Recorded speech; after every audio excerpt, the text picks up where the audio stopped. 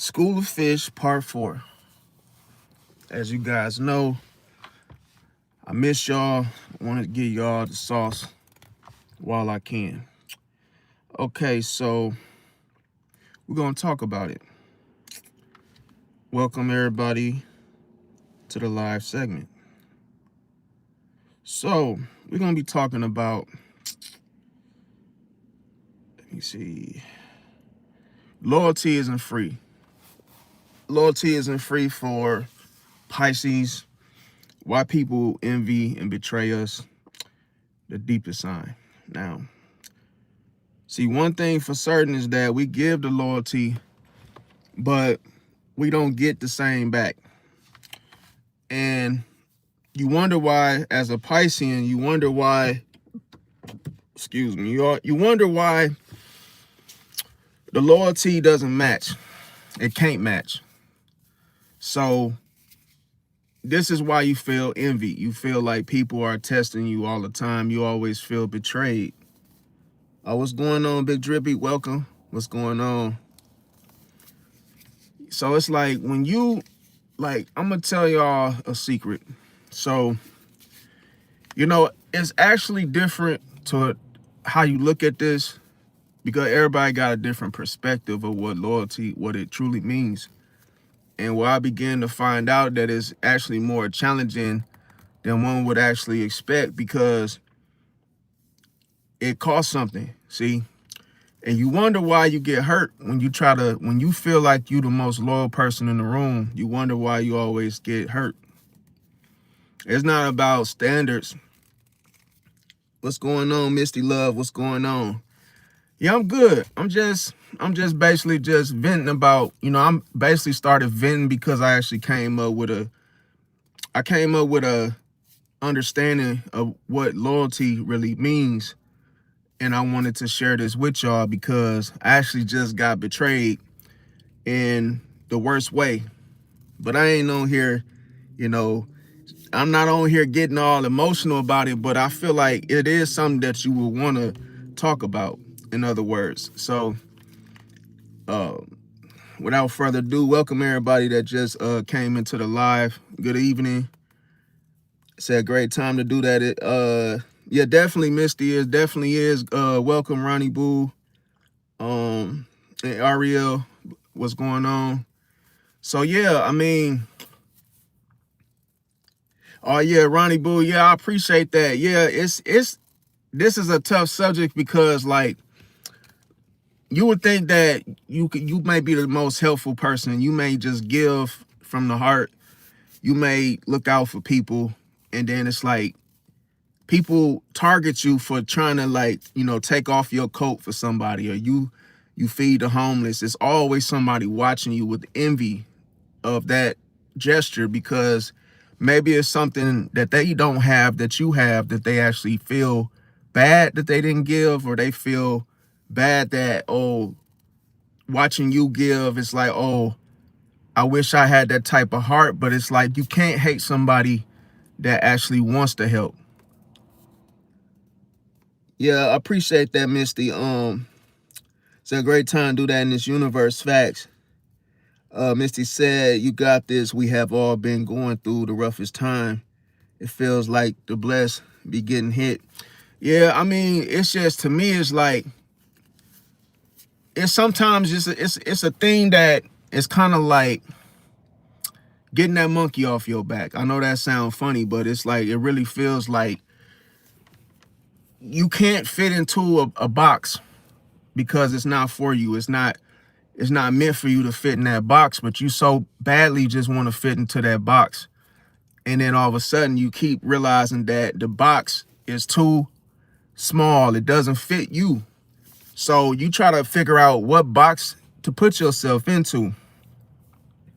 Yeah, definitely say, said on weird shit. Yeah, definitely. It's on weird shit too. It's like, but I began to find out how this loyalty thing really works. See, it's not, you can't come into loyalty with your own mindset of how you think loyalty is.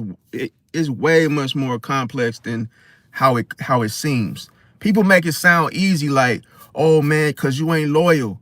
Or hey man, because you ain't putting work in, or hey, you ain't grinding, or hey, these little standards or whatnot. But what it really means is that loyalty really costs. See, it really costs. And that's the only way people are loyal to you is if you pay them. There is no other way, because listen, when a person think about the perspective of a person that's getting paid to be loyal. Look at his mindset. Oh man, I've been holding it down for bruh. Yeah, he giving me a $500 a day. Hell yeah, I'm gonna watch the gate. See, he's only there because he's getting something out of it. That's really, we know that loyalty really doesn't mean that, but the world sees the loyalty by what they get out of a situation. See, you can't call somebody your homeboy unless you breaking bread with him. See, you can't just say, it can't just be off the expression of just the emotion of, hey man, you my bro. That's not how it go. It gotta be like, oh man, I've been looking out for bruh. I've been looking out for a sis. And then when they eating off of your plate, that's what creates this so-called loyalty illusion. See? And that person is only neck and neck with you because they benefit off your benefits. So it's like putting somebody on your insurance plan. Oh yeah, I got the insurance, but hey, I'm gonna put you on my policy. I'm gonna put you on my plan. See? But I really ain't getting nothing out of it. The loyal one doesn't get anything out of it. So it's almost like you're paying for somebody to work. So you're paying for somebody to be there. This is how the companies do it. Until what? You decide to quit, and then what? They just go pay somebody else to work. So you got to have a businessman mindset, and no personal type of relationship or bonding when it comes to this whole loyalty card.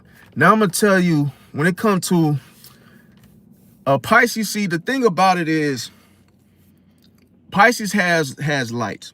Okay, don't matter if you Pisces that's had a bad upbringing or whatnot, but see, your light in itself is going to trigger people.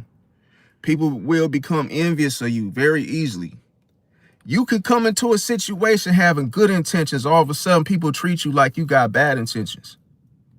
And you like, whoa, man, I ain't even had that. That wasn't even me. It's like when you get to a point where you feel like no matter what you do, it's never good enough. It's always, people find something to nitpick, to make you feel left out. People say stuff to make you feel like, oh, you're not part of this whole group. As bad as you would want to be in the group, as bad as you would want to keep those friends, as bad as you would want to be a part of something, it's not a part of you. So the thing about it is, how do you combat that? How do you combat, being rejected? How do you combat, and let's say it's always your shot getting blocked. Does that mean you stop shooting your shot? Does that mean that you pivot? But here's the thing. When you get rejected, what God is saying is it's time for you to be by yourself, my guy. It doesn't, see, you looking at it in the emotional realm and looking at it like, oh man, woe is me. And you basically taking it to heart, right? And you feel the pain of the separation. But why not use that as motivation? See, because them will tell you, leaders do not form, they're formless. Leaders are born to lead. You're born to start your own. You're born to create your own crew. You are born to start your own friends and make your own friends. See? So when you become isolated and rejected, it's a blessing. Just congratulate the people that walk out of your life. Congratulate. Thank you for leaving my life. Thank you for being disloyal to me. See? Because you're not one of mine. See, you got to learn how to create your own, have your own vision, have your own, what your crew, whatever you want it to look like. That's why I said, like, starting a YouTube channel, for example. Everybody got so many different ideas that they want to do, but why not start your own lane? See? Yeah, people are going to laugh and say, oh, what are you doing that for? That'll never work. A lot of people told me that. A lot of people said talking about zodiac signs, that's not going to work. You don't got no tarot cards. You don't got that. I've heard it all. But the thing about it is, see, me and my brother, for those of you that don't know the story, how this came about, me and my brother sat there in the living room talking about this type of stuff, right? That I talk about with you guys. But here's the thing. I told my brother, I said, look, man, everybody doing YouTubes about basketball, video games, and I don't fit into any of those boxes. I don't fit. That's not my size. So I said, you know what? I said one thing to my brother. I said, you know what? This is my last YouTube. I said, this is my last shot at YouTube. I said, and if this doesn't work, I'm done. So this is what I did. Having the moon in Aquarius allowed me to be a trendsetter. It allowed me to do something that's futuristic.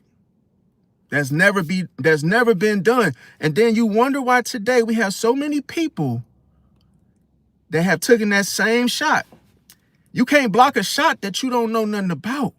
You got to shoot the shot from your own vision, from your own focusness. You could be more laser focused on something that's ahead of everybody, 10 steps ahead.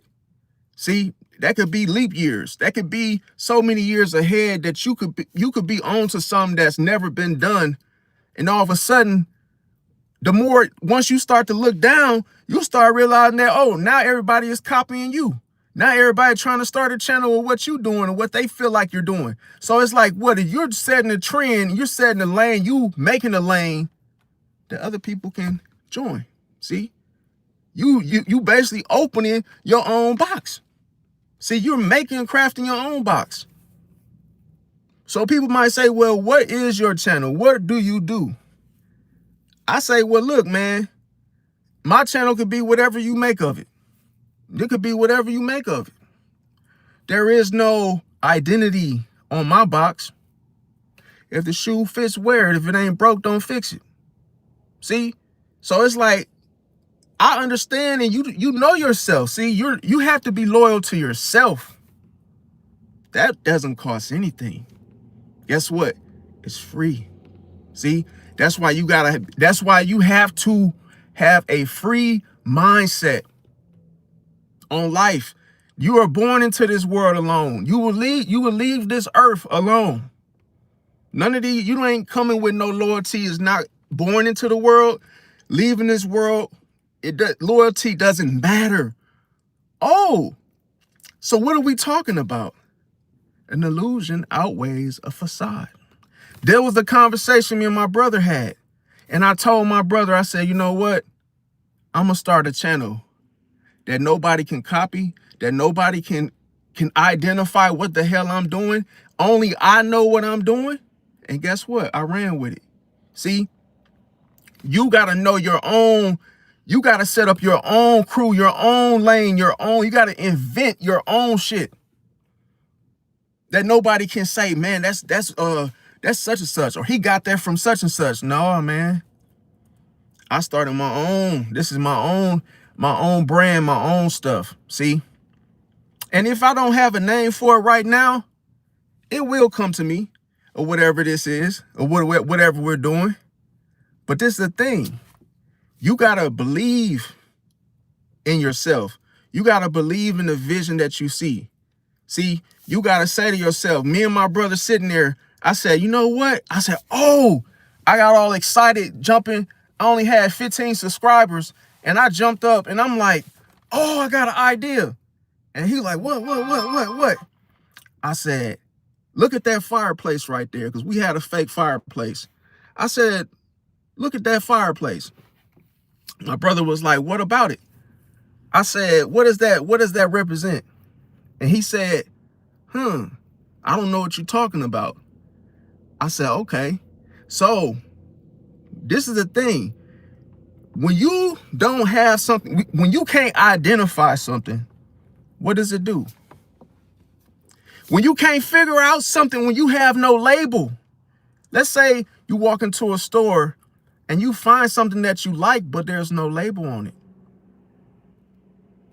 It's like, oh, I like these shoes, but what brand is it?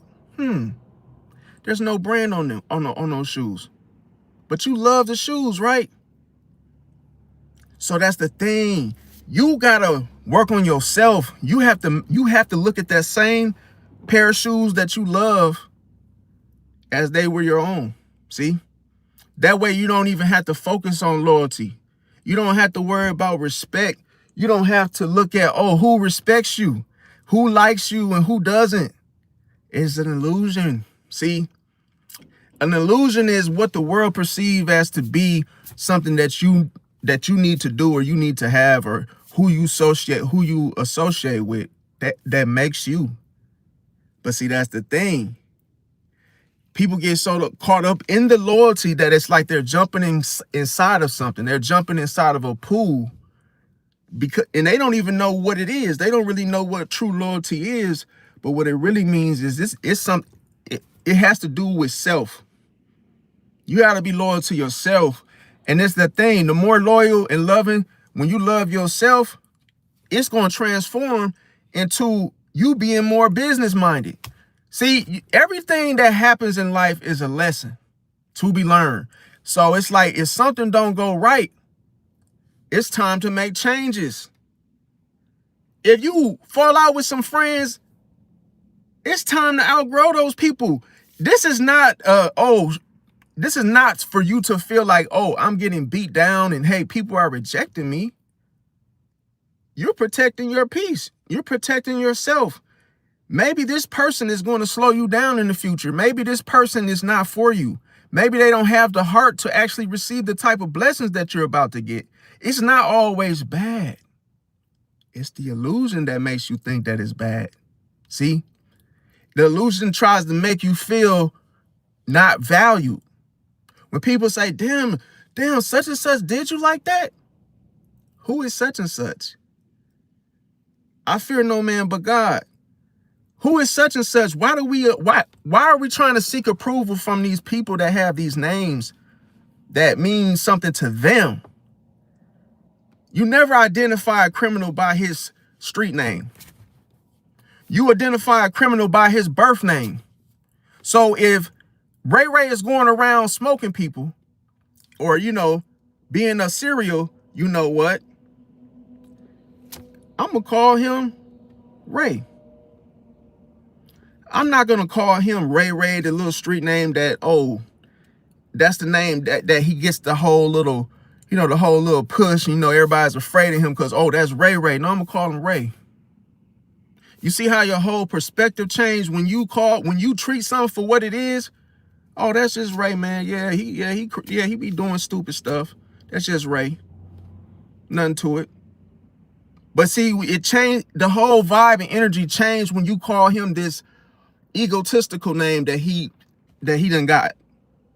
Oh, Ray Ray. When you call him that, then you could feel that aura of that ego that comes with it.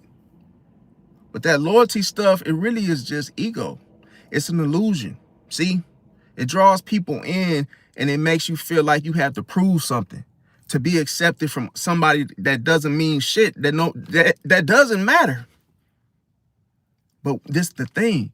When you feel that, when you feel the rejection, that's more assurance and more certain. That's more for you to be certain that you are a leader. You're not meant to mend or fold or bend into somebody else's of what they accept or what they may like. You're not for them. They're not for you. That means that you're not meant to be in a group. You're meant to start your own journey. You're meant to start your own vision, your own group, your own whatever it is. There's a box for everybody. There's something for everybody in this world. If you out there and you feel rejected, you feel like, man, don't nobody like you. You feel low and you feel on your last leg and you just feel like giving up. This is for you. Bro, you got your own lane. Take all of that pain and transform your mind into thinking, and that allows, use all that alone time to create, make something, build something, cook something. I guarantee you, when you put all that energy, because that's what it is. That anger of which you feel is energy.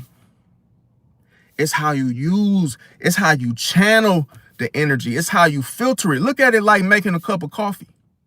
All you doing is filtering your anger, and then you channel it. You channel your anger into energy that's going to allow you to get results. See, then you're going to get results because now if you're the type of person where you pretty much wasn't focused, you may have felt like, man, I'm not really motivated. Anger, if you channel anger in the right direction, you're going to become superhuman. I'm talking about you're going to have the energy to make a change for yourself. I'm telling y'all, like, yeah, the gym is perfect. Whatever it may be, your meditation, do not take it as a person attacking you. That's the best way that I could put it. Shout out to Andreas. Yeah, definitely build your own, because you'll be surprised. Like it's in those moments when you feel alone, when you feel rejected, where you actually feel it's just you. But just think about how peaceful it is. There's no distractions. And then you really find out what you really want in life. You really find out that, oh, what I was interested in or who I thought I was, it's not me. It was just an illusion. See, it says illusion is it's just like you tasting something that you didn't even know you wasn't gonna like it. Or that whatever it was. See, you gotta look at it like a piece of chocolate. Look at it like something you try and you don't like it. It'd be dumb to be like, oh, it'd be stupid to be like, oh man, the chocolate don't like me. Oh man, what the hell? It doesn't like me. Think of that same equation, that example for a person. You shouldn't give a rat's A about somebody not liking you, somebody rejecting you, because guess what? It's a lot of people that they can't handle the real you. They cannot handle you. See, that's all it does is just save you more. It saves you less heartache and pain. And so many people got rejected because of fear. Some people just reject you because they don't know, they're intimidated. They see your potential, and it scares the hell out of them that you may just take their spot. See, you gotta know that it's not always the way that they try to project it. See, so people are looking for a reaction. See, people do that. Oh man, damn, Tyrone, man, he did that too. That was bogus. Man, look, Tyrone don't know what he got. He can't tell left foot from right foot. So I'm not mad at him, but this is the thing. As you go through life and you get cast aside, thank the people that casted you aside. Switch the energy around. Say, okay, hey man, Tyrone, man, it was nice knowing you, man. Thanks for the opportunity. You get rejected from a job. Oh, well, thanks for the opportunity. I appreciate it. Don't get salty. Don't get mad. Don't just understand that job was not for you. Always look at the timing of events. May not been time in 2025, but guess what? There's always a possibility that in 2026, it'll come to pass. I've been through this same thing where if I actually wanted something, I always think of it as you putting a hammer to a nail. You notice on the first swing, the nail doesn't always go in. But let me tell you a secret. The very things that you want bad in this life, right? They don't come easy. They don't come easy. If you're working out and you're trying to get a six-pack, guess what? You're not going to get that overnight. You're not going to get a six-pack overnight. This is all about dedication. This is about how bad do you want it? This is not just for 6 months. This is not for a year. You gotta be serious, and you gotta really be in that situation, putting the work in every day. Not a day goes by unless you in there doing your crunches and your protein and you got your diet on. You gotta be doing it all down the line. But nobody's gonna give you a six-pack. You gotta go and work for it. You see how you gotta sacrifice for things in life? Oh, isn't that what the loyalty is? You gotta pay for something. Oh, you gotta give up something. Exactly. Or what are your choices? What are your options? You can always start your own. You can start your own regimen, your workout plan to get those abs. But that's the thing. Some people think they got to go to a personal trainer. Oh, I got to go pay somebody to no. You are your own personal trainer.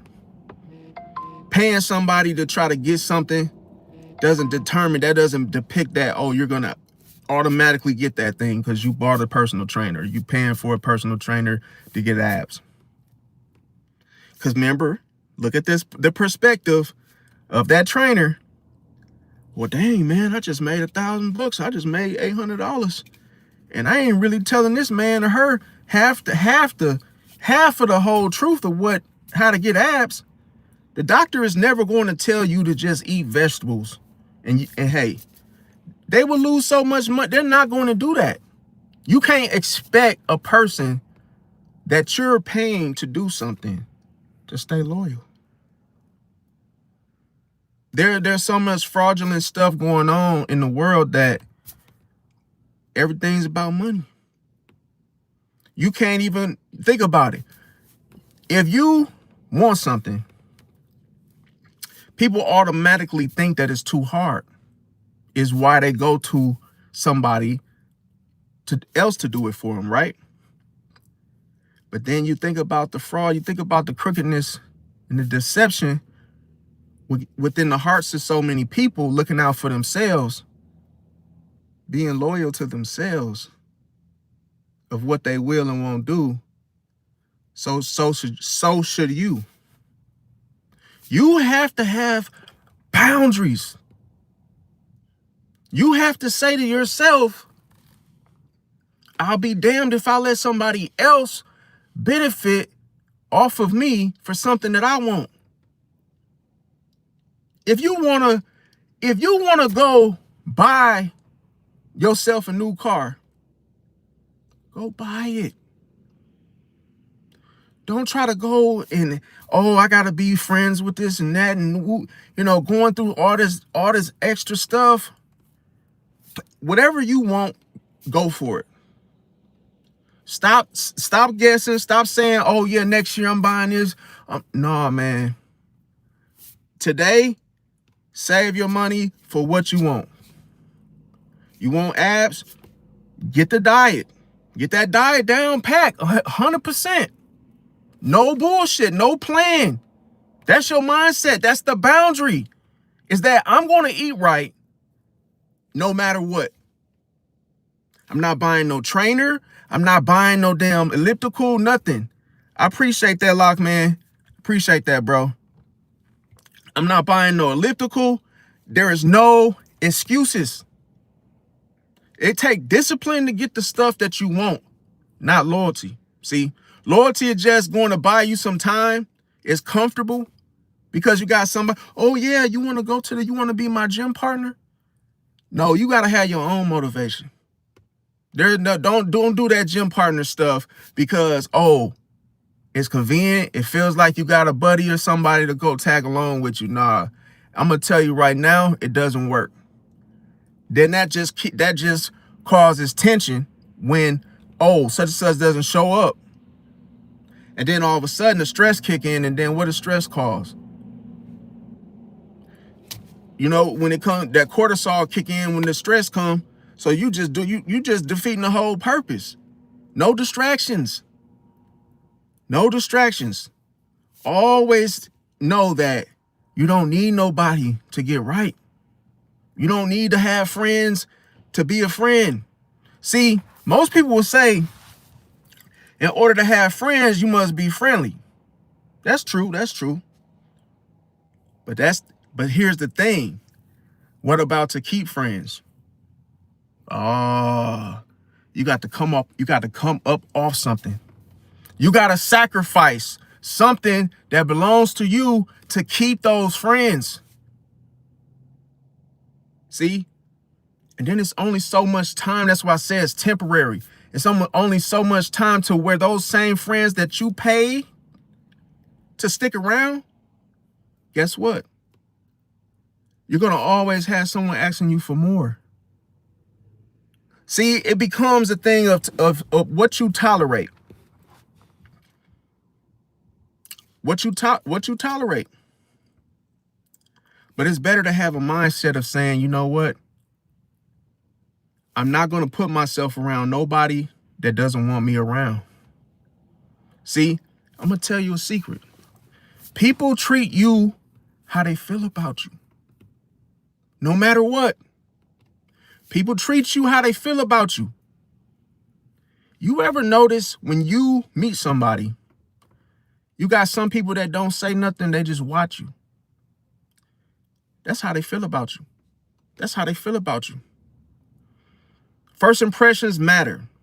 First impression, when you first meet somebody, the way they acting and treating you, that's the real them. Believe it. Believe it. When a person don't receive you, they not excited. They just look at you. Blank face, nothing. They ain't got nothing to say, but they just met you, right? There was no warm welcome. That just show you who they letting you know.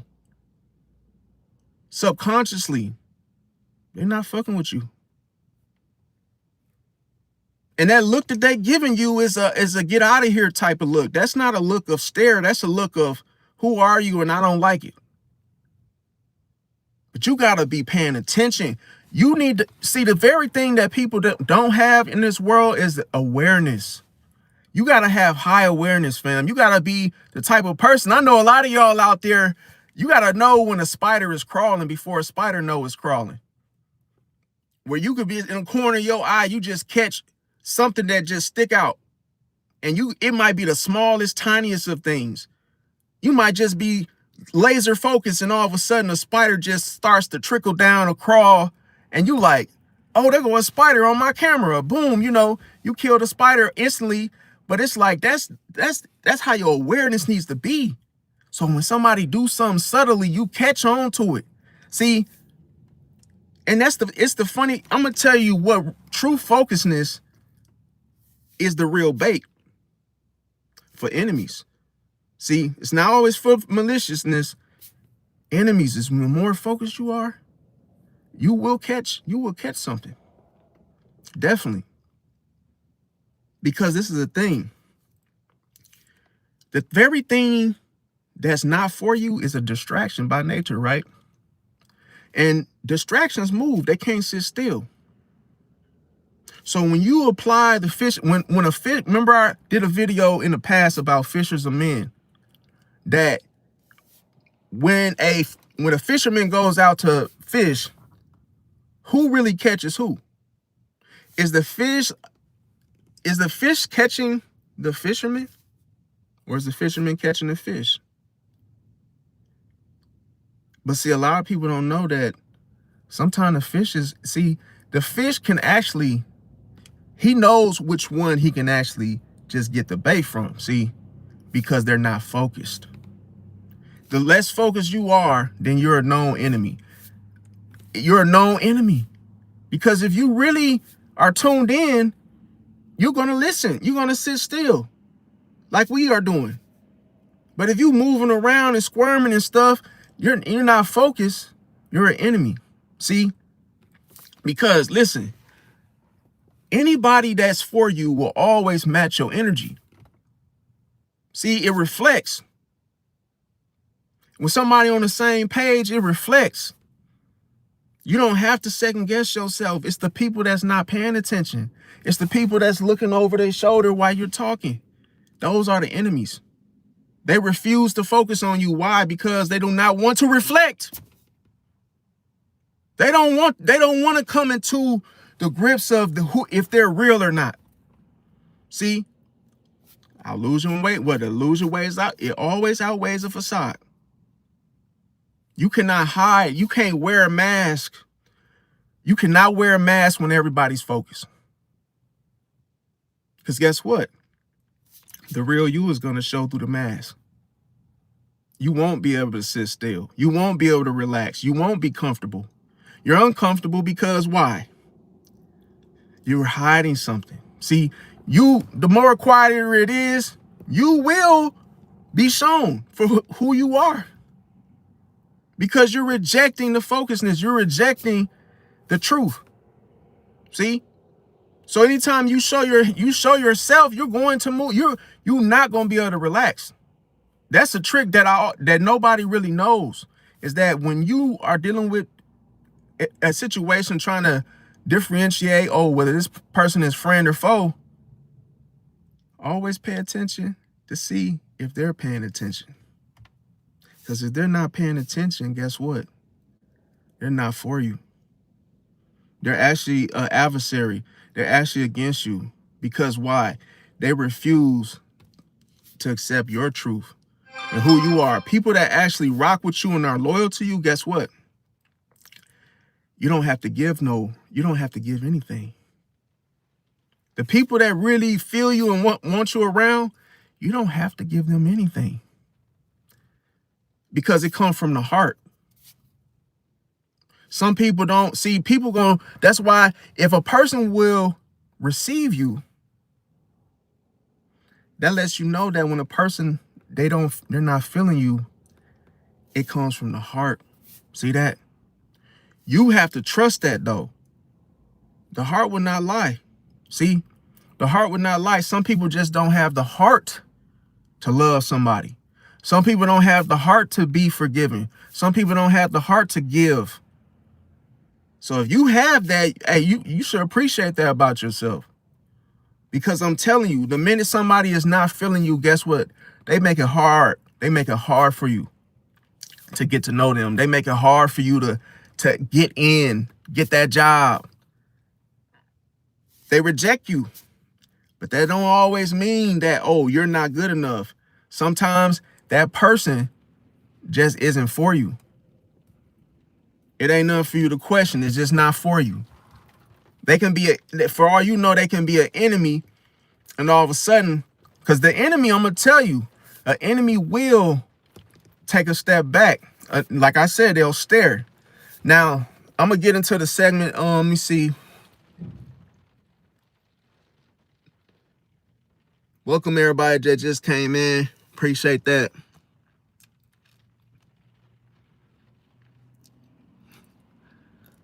Let me see. Oh, yeah. So, Andrea said, Geminis. It's funny you said that because, I had a situation happen. And, some people believe that you could keep your friends close and your enemies closer. I know maybe some of you guys have heard about that. Now, the thing about it is, I believe that. I believe you should keep your friends close and your enemies closer. Because this is the thing. Your enemies are always plotting and always planning. And you gotta keep them around for information. Now, how do you get that information from your enemies? By keeping them close. It's because now you can see everything. Now you can hear everything. Even if it's something bad, you still will hear about it because of your awareness, right? You being aware of knowing things. But by you keeping in contact with your enemy is less likely to hurt you or do something to you because why? They're close to you. It's hard for somebody close to you to hurt you. Even in real life, physically. Somebody standing too close to you, what? They can't punch you. They can't, what they gonna do, knee you? They can't do anything because they're too close to you. Anything that's too close to the sun, it gets burned, it gets seen through. See, going back to focusness. Why would somebody want to be so close up on you that they cannot stand you? See? But by you making that choice, hey, you just 10 steps ahead. when you do that. Because now you begin to see, okay, what is it really about? You start to learn, and this is what I tell people. We must learn from our enemies. Sometimes you find out that, oh, you and this person tend to bump heads. Why? Why do you guys bump heads? Why can't you guys get along? And then you realize, oh, it's some type of insecurity. Oh, this person thinks that I'm trying to take something. So it becomes a whole situation of jealousy. But then once you start to learn how your enemy moves and thinks, and you pivot, then you learn just how weak. You start to learn the weaknesses of your enemies. And anything that felt like it was a challenge from the enemy, you start to learn that as well, where you could apply your own twist to it.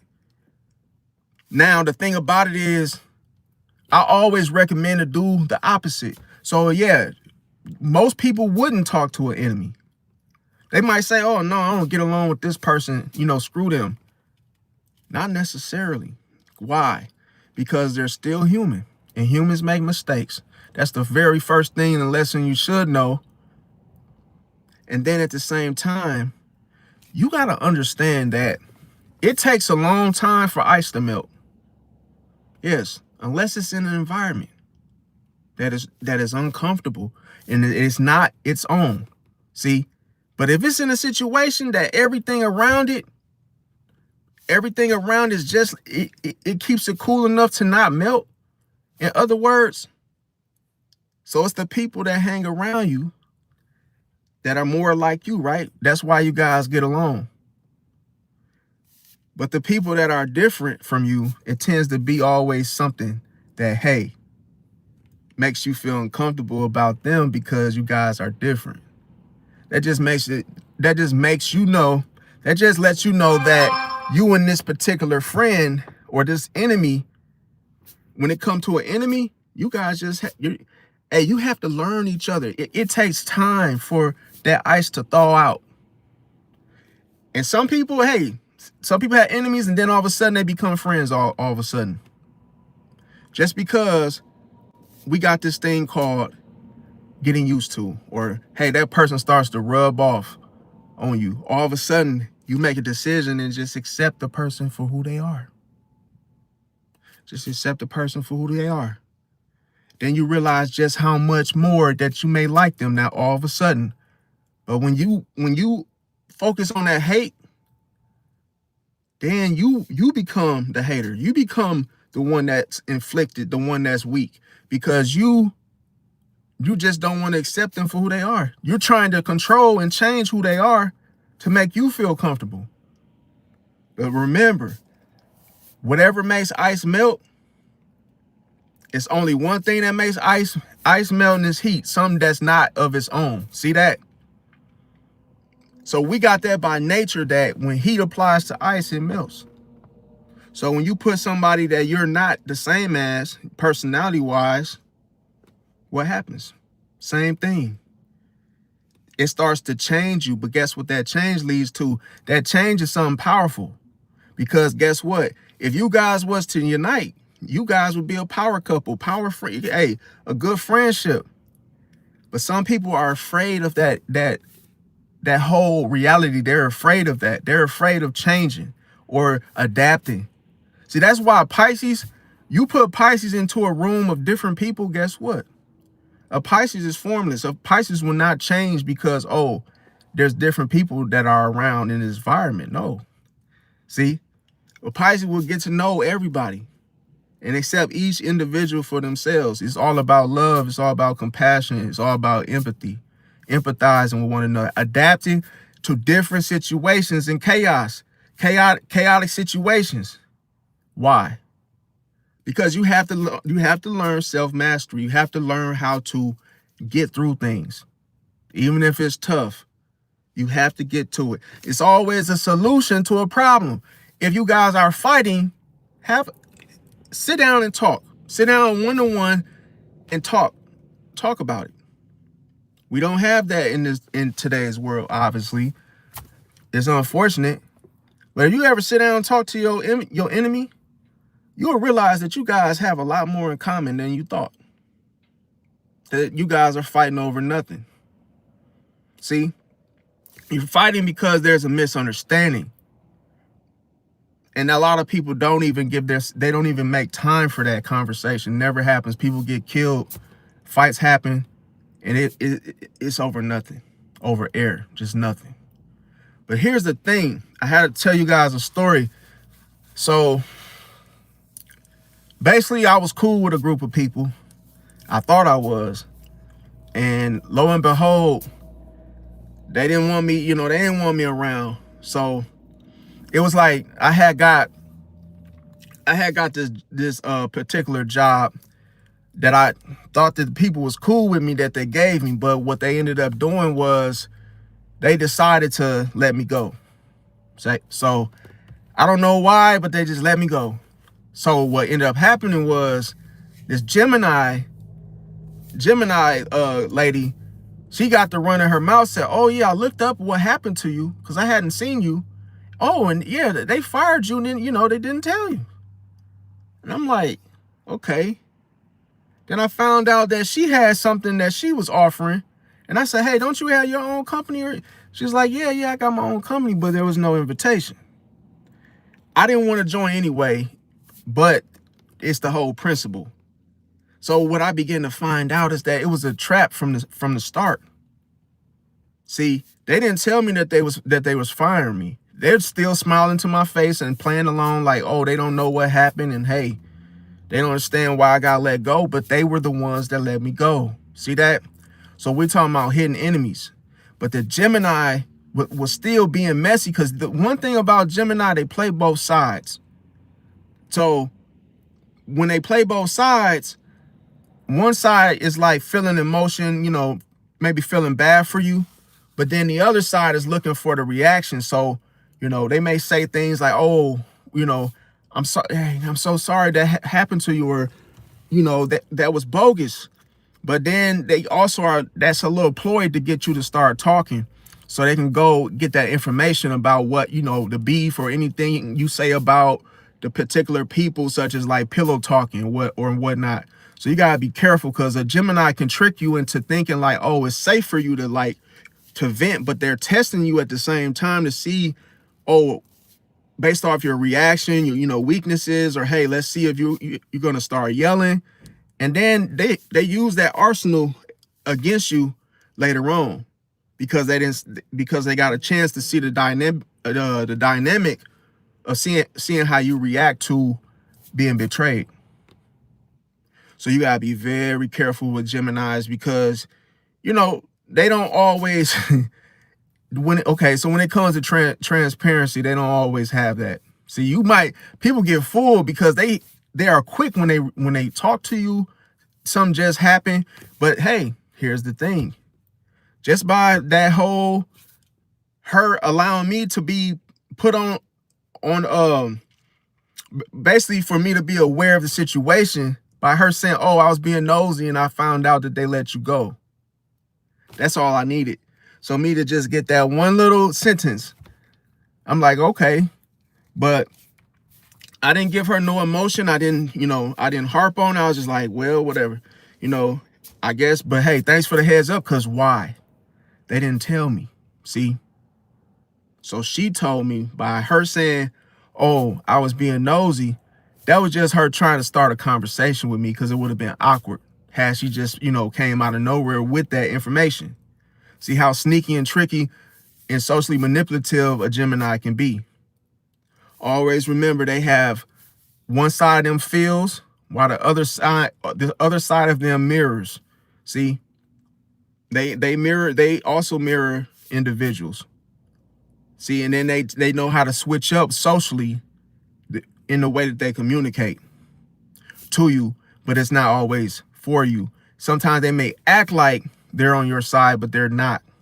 See, they might actually speak to you, and then a whole nother group of people that they consider, to be friends, they might basically tell them a different story. So it's like, you don't get to see that. And what I say the bad thing about it is you're not there to defend yourself. in those statements, in the gossip or anything. That's why it's meant for you not to get upset, but just, hey, shrug your shoulder. Just, if they say something, shrug your shoulder. Okay, you found out you were in my business, looking me up, and you found I got fired. Whoop-de-doo. No reaction. Stay calm. Because that calmness is what triggers a Gemini's curiosity. See, they start to think, oh man, why didn't he get mad? Oh, damn, And then it gives you like those little subtle respect points, but at the same time, always remember that a Gemini is always watching you. If they do something to set you off, they're watching for a reaction. Normally, a Gemini gets a reaction when they say things and when they do things. It's like they automatically get a reaction, and they're used to it. So they actually, it's something for them to be expecting and confident about. You think of it, okay, the best way to put it for anybody that's lost is the fact that a Gemini is the type of person that will say something to you that feels like a low blow. It's off guard. See? And it's just like a situation that's a low blow, and it's like, your legs, it gives you that feeling like, oh, you're a person's tail is between their legs. It's like, oh, like, damn, you hit me off guard. I wasn't expecting you to say that. See, it's like stuff in the situation like that. And then it puts you on the defensive because, hey, I'm going to tell you, when a Gemini does this, they always have a group of people around them. They're very, they like to appear to be socially dominant. So a lot of times when they sniff you out, they got the drop on you, the gossip. They're going to always have some type of entourage or a group of people that are their friends, and they're going to start to be comfortable with your gossip and bringing up something that you probably didn't want nobody to know about in front of a group of people. So it's like they have a little audience. But here's the thing, don't even focus on that. If you're around a Gemini and they have that going on, ignore it. Stay calm. Who cares? Yeah, you were in my business. I don't know why, but I'm not trying to figure it out. And then you got to be careful, because this is another social manipulation tactic that Geminis like to do.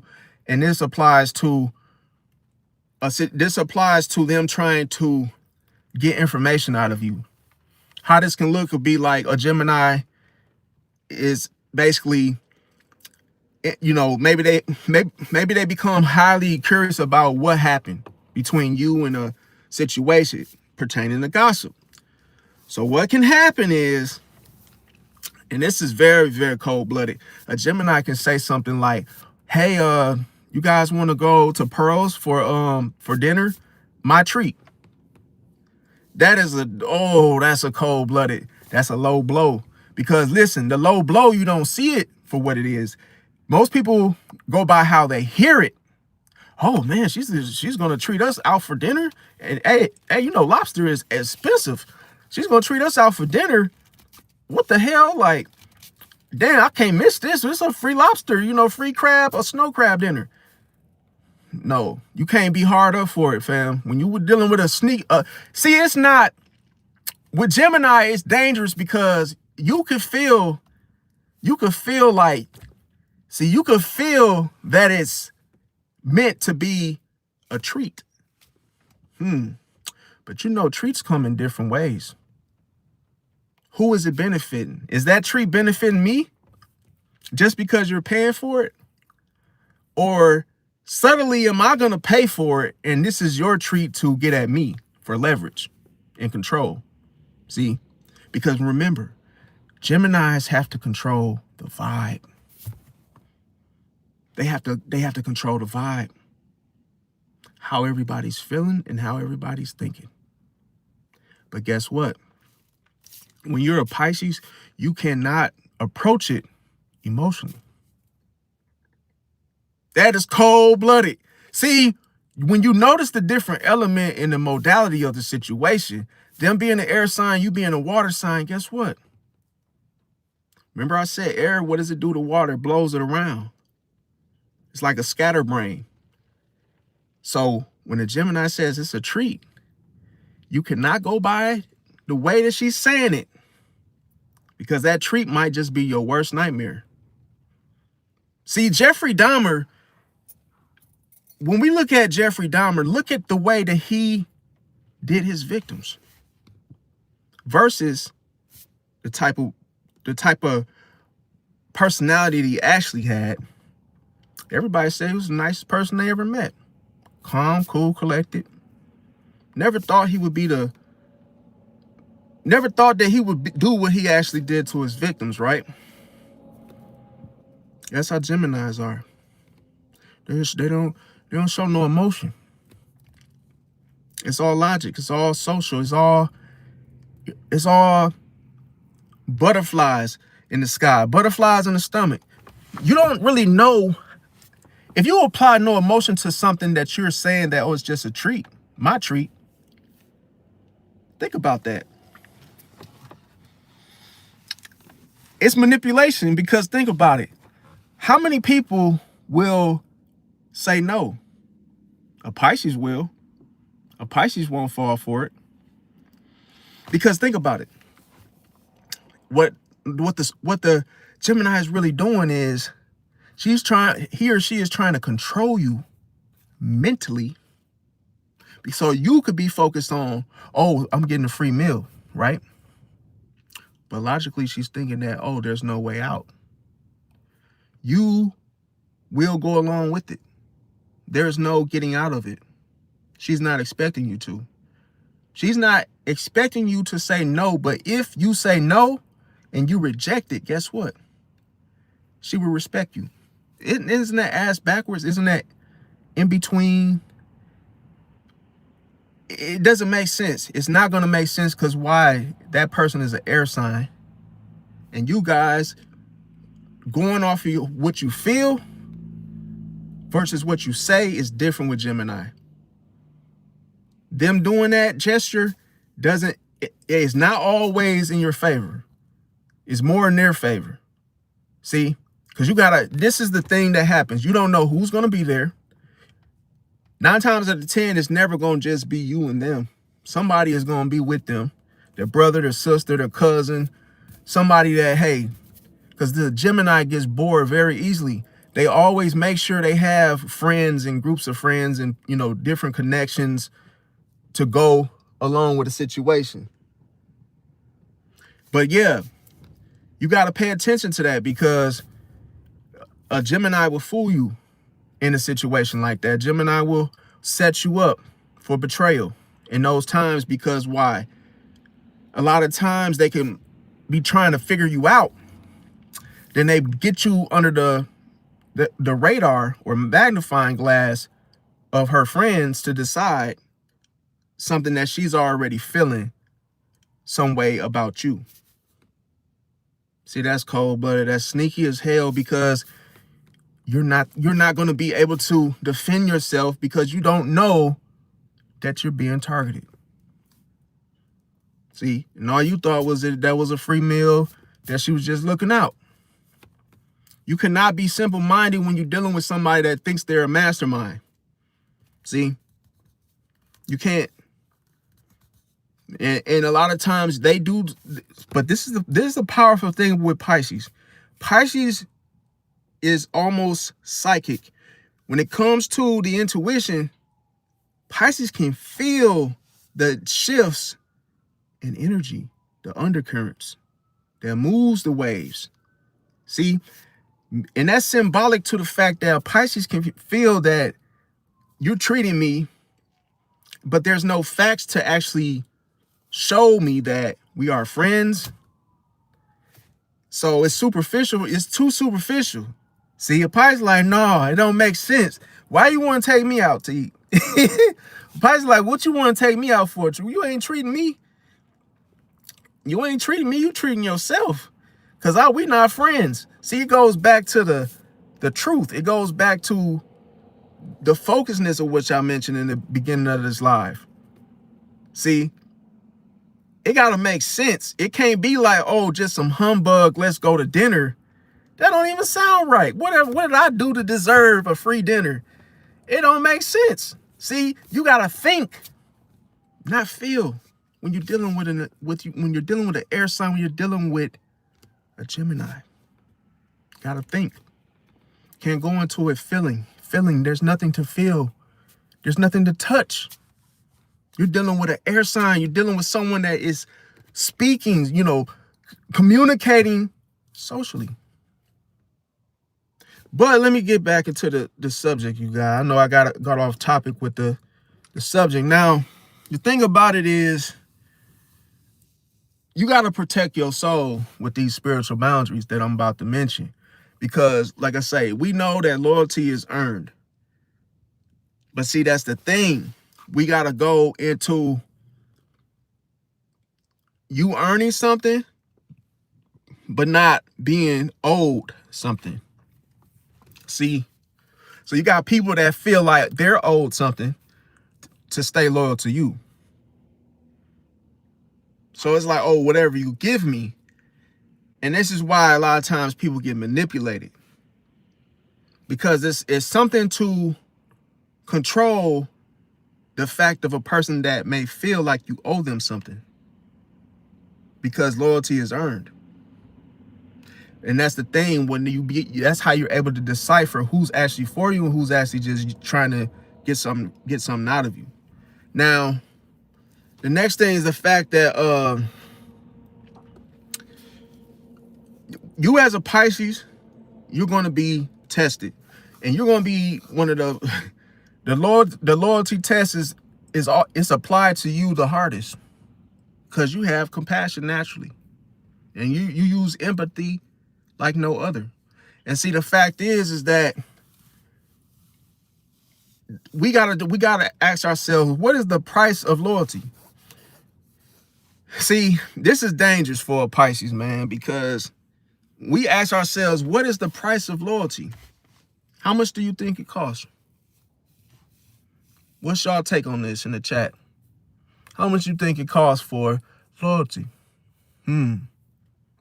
Well, I'm here to tell you, Pisces give 100%.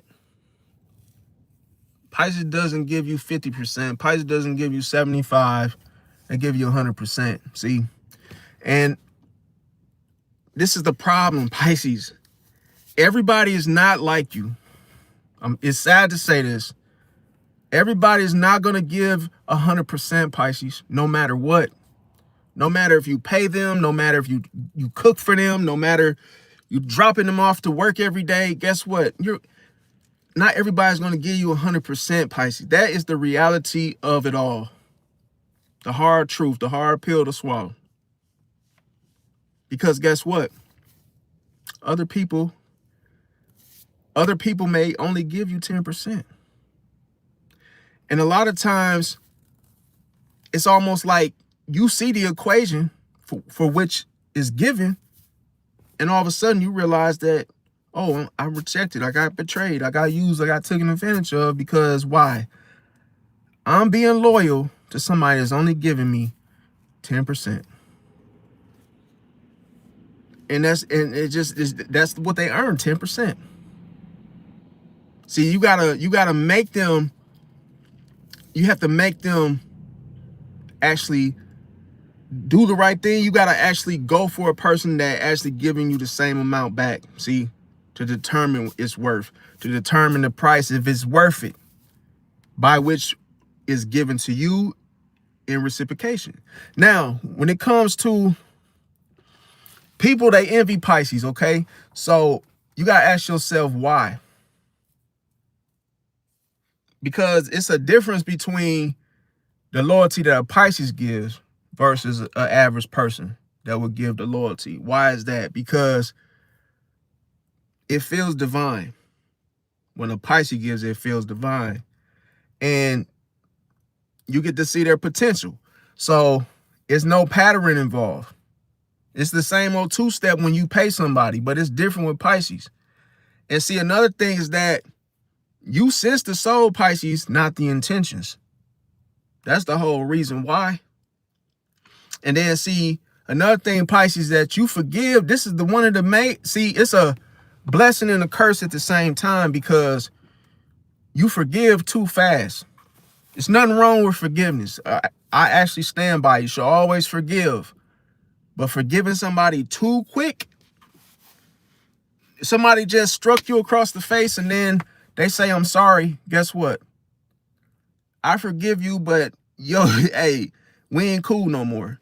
That's the whole lesson learned. That's the boundary. We ain't cool no more. Yeah, I forgive you, but hey, it don't mean I hate you, but hey, we ain't cool no more. I'm not even gonna talk to you. See, you have to set boundaries for yourself. But here's the thing. When you forgive too fast, thinking that the empathy will inspire change, that's the whole reason it happens. See, Pisces, you cannot do that. Remember, Neptune always tries to make you think something that's not there. See, sometimes you may feel like, oh, a person would change, or you feel like you could be the type of person that leads and then that person follow and then they change. Like if they watch you and see how you empathize, they may learn, no, they're not gonna, everybody's not like you.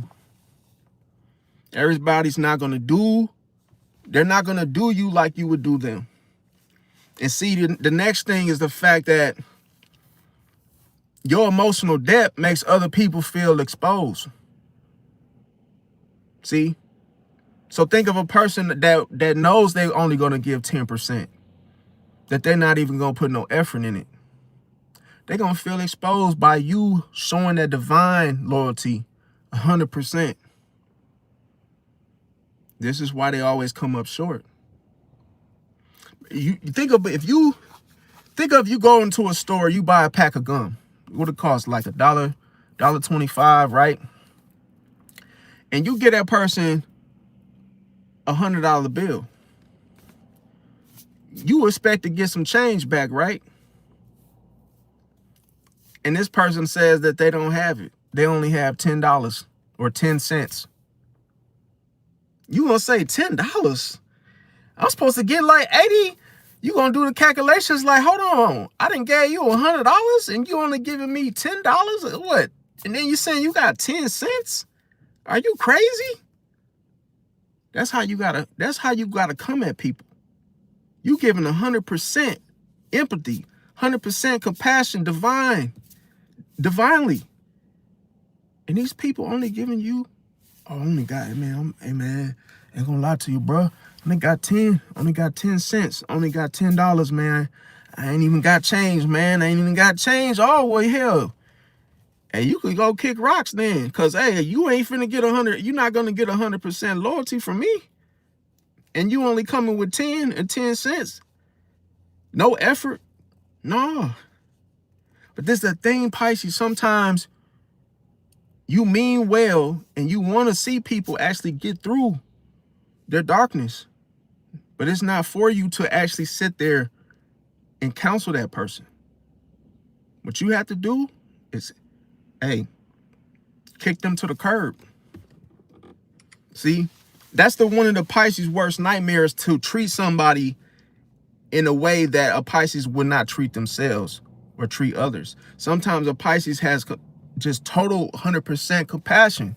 So it feels like, oh, a Pisces might not want to hurt your feelings or want to hurt you in such a way by telling you to go kick rocks or, hey, to go do, get the hell out of here. Sometimes they don't want to say that to you because they know how it feels. So that's why they don't want to say it. Like I've seen Pisces, for instance, a Pisces woman. She may love her nephew. She may love her, relative, family, or whoever, dear-heartedly. But let's say she in the mood where, hey, she just wants to go to bed. She has to go to work in the morning. She may struggle with, how do I tell this person that, hey, not tonight? And anybody may feel like, oh, that's easy. Just tell them, hey, I'm not coming. Hey, I don't want to talk tonight. I don't want to do this. But see how Pisces, they pay attention to the soul and how sensitive it is. See? Because a person will feel some type of way if they really want to talk to you, but you keep that window closed and say, hey, I got to go to work in the morning. I don't want to talk to you. I can't talk to you right now. Pisces knows how you're going to feel. See?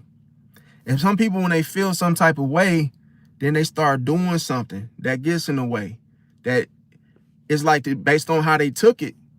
A lot of times, some people, they feel wounded. See, you could feel wounded from a Pisces words more than a Pisces actually, putting their hands on you physically or hurting you in that way. You can feel like you done got hit with a Molotov or a goddamn brick or something by something that the Pisces say to you, because it's like a piranha with teeth. It's just like it just tear you up to where it's like, hey man, you hurt my feelings. Or the person feel like you done dug something deep within their soul to the deepest sections inside of they body or whatnot, where whatever you say as a Pisces, it actually hurts. So a Pisces feel like they got to be very careful with their words, because it's so easy for a Pisces to hurt your feelings without even trying. That is the craziest thing. And so badly how Pisces would know that they will hurt you is why they actually go quiet. Why they actually protect. You thinking that they're protecting you themselves, but they're actually protecting you from them. See, the Pisces like, look, man, I'm about to go to sleep, or hey, I got something, and they probably might not answer the phone. But that's actually more. It's more relaxing for a Pisces to do that. Just don't answer the phone. That way, you don't really know what I'm doing. And I don't have to sit there and tell you I'm busy or I'm tired. But sometimes Pisces knows that you just might be the type of person that can't handle the truth or can't handle how I say it. Because the natural mindset of a person is, dang, she didn't answer the phone. She told me that she got work. So damn, she don't really value me as her nephew or cousin or who you may be. And that's not even the case. Because anytime a Pisces communicate, it's like talking and hearing underwater. Every time you mean well and you tell people honestly how hey, something you want to do, it always comes out wrong, and people just hear it different, and it's like they start reacting. See? Then what's so crazy is that the same people that claim they don't have emotions after talking to a Pisces, they actually come into grips of their emotions. You actually find out that Ray actually feels some type of way all of a sudden. Everybody's saying he's this big dog and big, OG, and watch out for Ray. And then all of a sudden, when a Pisces around him, he's not so big and bad as everybody makes him to seem, or makes him to be, or a Pisces basically looking at him as squash. Because why? Pisces dissolves all boundaries. Meaning the ego has to go too. The ego can't survive around a Pisces. See, your ego is going to get bruised by a Pisces, because why? A Pisces, whatever they say is good for the soul. Know how they say the soul food is good for the soul. But they say that, but everybody knows that when Pisces is going to say something that you need to hear. See? And that hurts when you actually don't want to hear it. So a Pisces will word it and put it together and say, hey, don't call me at this hour. Like, I go to bed at whoop-de-woo. Take your shoes off when you come in my house. That can hurt your feelings because you're probably not used to that. I don't do no spending the night. I don't do no rides. And a Pisces will tell you straight up a Pisces will tell you exactly what's finna happen. So there's no surprises and there's no assumptions. Pisces will tell you, I didn't make enough to eat for everybody.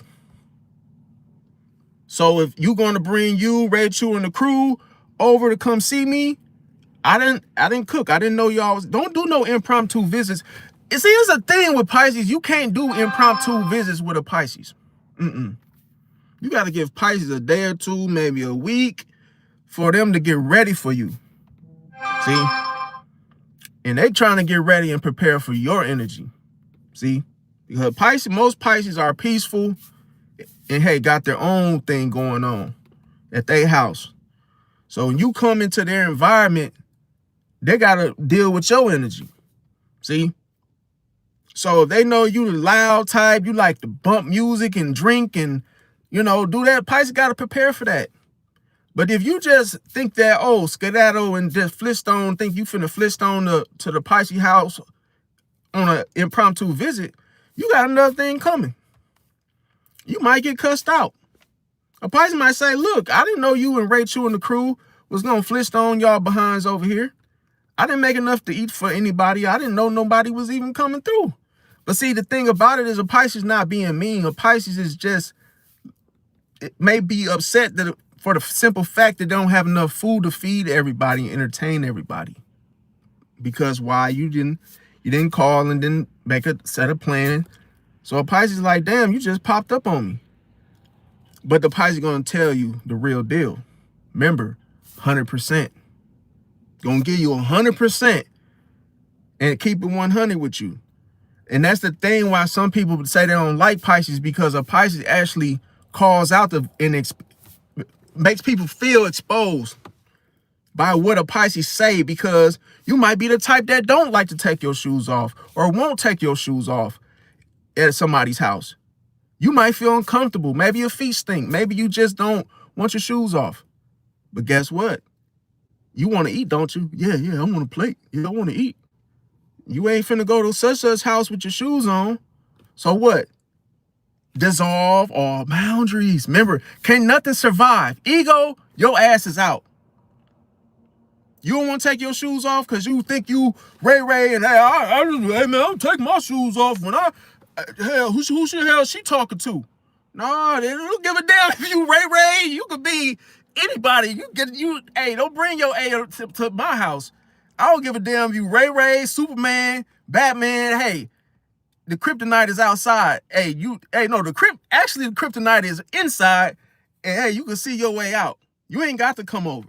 See how a Pisces gonna dissolve your boundaries, because they're gonna tell you something that's gonna, hey, I'm gonna tell you, Pisces can say something and it hit, you feel it like a damn piranha. You feel it, and you gonna feel it. And then they expose, see, Pisces, when they say something, they expose what's hidden. It's something that's deep down rooted in you. It could be your inner demons. It could be something that you just don't, your ego, and just show, maybe you just narcissistic. Guess what? That's going to dissolve too. See? And Pisces going to dissolve it without even trying. And you damn sure better not challenge a Pisces. They tell you take your shoes off. Guess what? It is what it is. You see, you even see, this is how I go. There's no in between. It's black and white. You don't want to take your shoes off? Don't come to my house. See, you don't get to choose. A Pisces tell you how it's gonna start and how it's gonna end. And guess what? If you don't take your shoes off and you think you're gonna sneak into a Pisces territory, their home, guess what? Like a junkyard dog, they're gonna harp on you. And even if you come in there, they're gonna say, didn't I tell you to take your shoes? Don't come in. They're gonna come on, they're gonna go in on you, and then you gonna have your feelings hurt. I remember one of my uncles, when he was still alive, I think something was going on with his feet. I think his feet used to stink real bad. And I remember one of the Pisces harping on him about being on her couch. And she went in on him. It was so damn funny. She went in on him.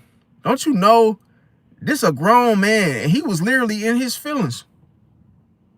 He was literally about to, it almost seemed like he was finna cry. That's just how cold-blooded Pisces just cut down, just embarrass you and just chop and dice you to pieces with words. And you like, damn, sticks and stones may break my bones, but words, damn, they hurt. That's just the way a Pisces make, that's just the way it feels, man. And that's why Pisces are so hell-bent on how they say stuff, to where they like, man, I was snapping this mug. Do I really want to be around this person, especially if they know, maybe they may know something about you. Maybe they had observed the fact that you can't handle true counsel. Maybe they feel like their temperament and their temperature is a little too much for you. They might know that they'll make you cry. They might know that you're gonna take it the wrong way. So when a Pisces is being a little flaky, wishy-washy with you, that's why. Wishy-washy just means the Pisces doesn't want to hurt you, especially if they want to keep you around. They're like, man, I really like Suzanne, but if I say these, if I if I let her know that she can't wear her shoes in my house, I know she is not coming back. See, and that's what Pisces be when the fish are going, and it's like Pisces feel that inner back and forth for tug of war, where it's like, do I say this and then hurt her feeling? Then what? I have to explain, and then she doesn't come back, and then a Pisces like, okay, I'm just gonna cancel cancel for tonight because I ain't ready. Maybe that Pisces woman feel like she ain't ready to really let you feel her energy, or how she feel in the moment, because the mood is what people forget about with Pisces. See, that mood is a whole nother can of worms. Even with a Pisces man, if he in a bad mood, the tables turn. See, it's like you start to see that, okay, this is not the same person that I thought this person was. Because that's what Pisces, see, this is the thing with Pisces. Pisces is a sign of duality. Based off the moods, according to both fish, are different. See, the Pisces behave in a different way based on how they feel. They're in a good mood, they'll give you a ride home. They'll cook a nice dinner. You can come over. But if a Pisces is in a bad mood, you can't come over. I'm not answering my phone. Yes, I'm acting funny today. I don't want to be bothered. And we're friends. See how you start to feel, oh man, this Pisces is acting funny. Yesterday, they gave me a ride home. Today, they told me to kick rocks. I don't know where I stand. That's what the one thing about it is, that you should never think that you know your Pisces. Anytime, because a Pisces can feel when you think like that. A Pisces can let you know, I'll give you a ride. But guess what? A Pisces knows that you're going to try to boomerang and ask for that same ride tomorrow. But I'm going to tell you that some Pisces will tell you, you don't want no ride from me because you ain't getting the ride tomorrow. And that can actually make you feel embarrassed. Because what if you was going to ask him for a ride tomorrow? See, he already shut you down already. So that's why people get mad at Pisces and they hate them. Because Pisces is going to tell you the truth. They're going to tell you that raw truth. And see, nobody likes, and you shouldn't even be trying to eat no raw chicken anyway. You shouldn't be trying to get it raw. Hey, because, hey, you just might activate you might just activate the diddler. So I know you don't want that. But anyway, let me get back on subject. So when it comes to I'm gonna tell you something else. Okay, so Pisces can be the type of person that it's like they're sleep. So and I know some of you Pisces are like this.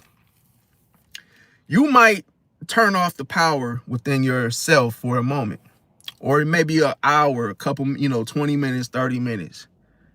It's like you shut yourself off from the whole, what is the word I'm looking for? It's like you shut yourself off from the public eye. So it's almost like you're going underwater. It's like, that's what I like. That's the best analogy I can give you. It's like you go underwater. And then when you go underwater, I'm gonna tell y'all Pisces what this means. Is the fact that nobody will hear from you when you go underwater. People will say, damn, where'd that Pisces go? Wait a minute. They may actually think about you and say, dang, I haven't heard from I haven't heard from Suzanne. I haven't heard from Kim in 3 days. I wonder what Kim's doing. Well, then she said she had to work on Monday, Friday, but hey, she been off for the last 3 days. I ain't heard nothing. And you wonder what happened to that Pisces? Forgetting that a Pisces know how to get away from somebody quicker than anybody would ever think. Because when it comes to escaping, that's what it feels like. And you feel like they done went underwater. And you ain't gonna be able to find them. And guess what? The Pisces knows that they created that whole situation to go like that, so that you couldn't find them. I'm gonna tell you what happens though. People drain Pisces until Pisces awakens. When a Pisces awakens, a Pisces becomes intuitive to knowing what you want and what you don't want. To even know if you even wanted something, or did you just want to know some shit? See? So, another thing is the fact people drain your energy, Pisces, because why? You help them figure out shit. Everybody come to you to try to figure out what Tyrone is doing when he don't even know what he's doing. But they know that you know. So they drain your energy and they try to get as much out of you as they possibly can regarding all their stories, all their dramas. He say, she say, what is such and such? The dog ran away. Can you find him? Haven't seen Billy since the stroke. And et cetera and et cetera and blase and blase. Woo. Now, the thing about it is the betrayal comes the moment you start honoring intuition over the illusion. See? And then another thing is that you got to ask yourself, is loyalty really weakness? Is loyalty really weakness? Or is it mistaken for weakness? See? Remember I said it's an illusion. See, loyalty is an illusion. Because what are you being loyal to? Are you being loyal to the money? Are you loyal to the influence? What are you being loyal for? See, people are loyal to certain things. It could, in a relationship, it could be the money. She's a nurse. I'm a doctor. I might as well be loyal. I don't want to lose her as a nurse. Hey, she's a nurse. She makes good money. He might not give a damn about the family. It might just be about the money. He's loyal to the money. So you don't know what people want. Now, the next thing is the fact that every sign tests Pisces loyalty differently. Now, we got to ask ourselves about Aries. Okay, what does Aries want? What does Aries want? What does Aries want your loyalty, and how fast do they want it? See, Aries wants your loyalty immediately. See, and they test you through chaos. They put you into a bind. They put you into situations that challenge you on the spot without any time given, and they expect you to help them right away. See how it's an illusion? How the hell can I help you right away? There's no way I can help you right away. So how can you expect that? See? Now, this is why I say when someone drains you, Pisces, that's when you begin to awaken. See? You begin to awaken. You actually use the intuition. As soon as you become drained, you go to a higher state of consciousness. You start realizing that, wow, what do everybody really want from me? Did you know that people can want something from you that you don't even have to give? Or the capacity to give to that person? So it's almost like they want to control you. Now, the thing about it is, with an Aries, their envy, this is the thing. They want the very thing that they don't have. See, they crave your calm energy, which they can't create. They can't create that calm energy. Aries is explosive. It's in your face. It likes to bump heads. It's all about action. There's no calm energy there.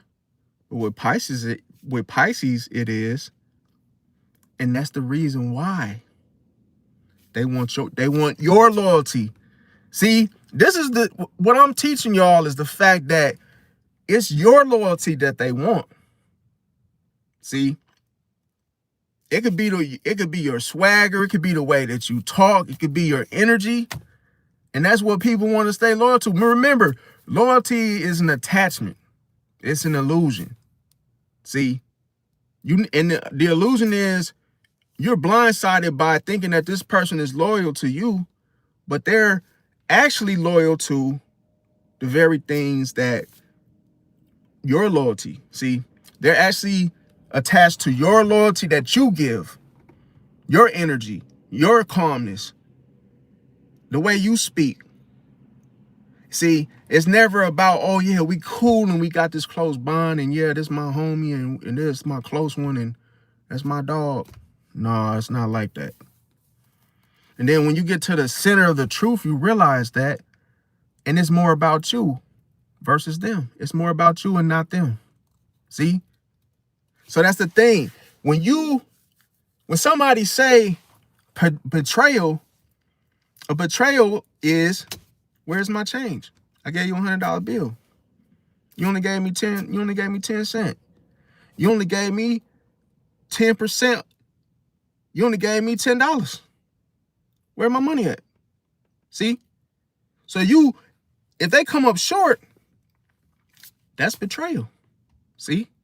Because I gave you 100% of me and my loyalty. See how you cannot pay for loyalty. That's what I'm saying, because you will never get it back the same. You will never get an even exchange. It doesn't exist. I guarantee you, out of everybody in the world, there's probably 5% of the whole world that's actually loyal. There is no loyalty in this world. Every man is for himself. There is no loyalty. Everybody has an agenda. Everybody has motives. Everybody has ulterior motive. Everybody wants something different, no matter what. You would never know their truth of what they're loyal to. You would never know what they wanted the whole time. You would never be introduced to that. See, and that's what you got to know. See, if you look at it as an illusion, it will make more sense to you. Then nobody's loyal. Nobody is loyal. Why? Because it's your loyalty. You have to be loyal to yourself. The way you talk, you being calm. People want what they can't have. The reason they're loyal is because you're calm. That's something they don't have for themselves. They can't create that. So they want it. So what would they do for something that they don't have? They will pay attention to it. They'll see to it. They'll visit it. They'll adopt it. Why? Because they want to hold on to it.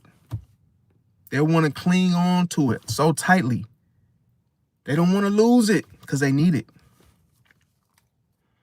See, when you change the way, just like that, from going from wants to needs.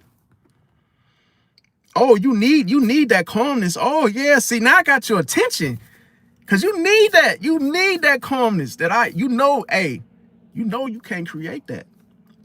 So you need me. So this comes to a survival strategy. You need me now. See, now what do we call that? Because you need it. You don't see no other way.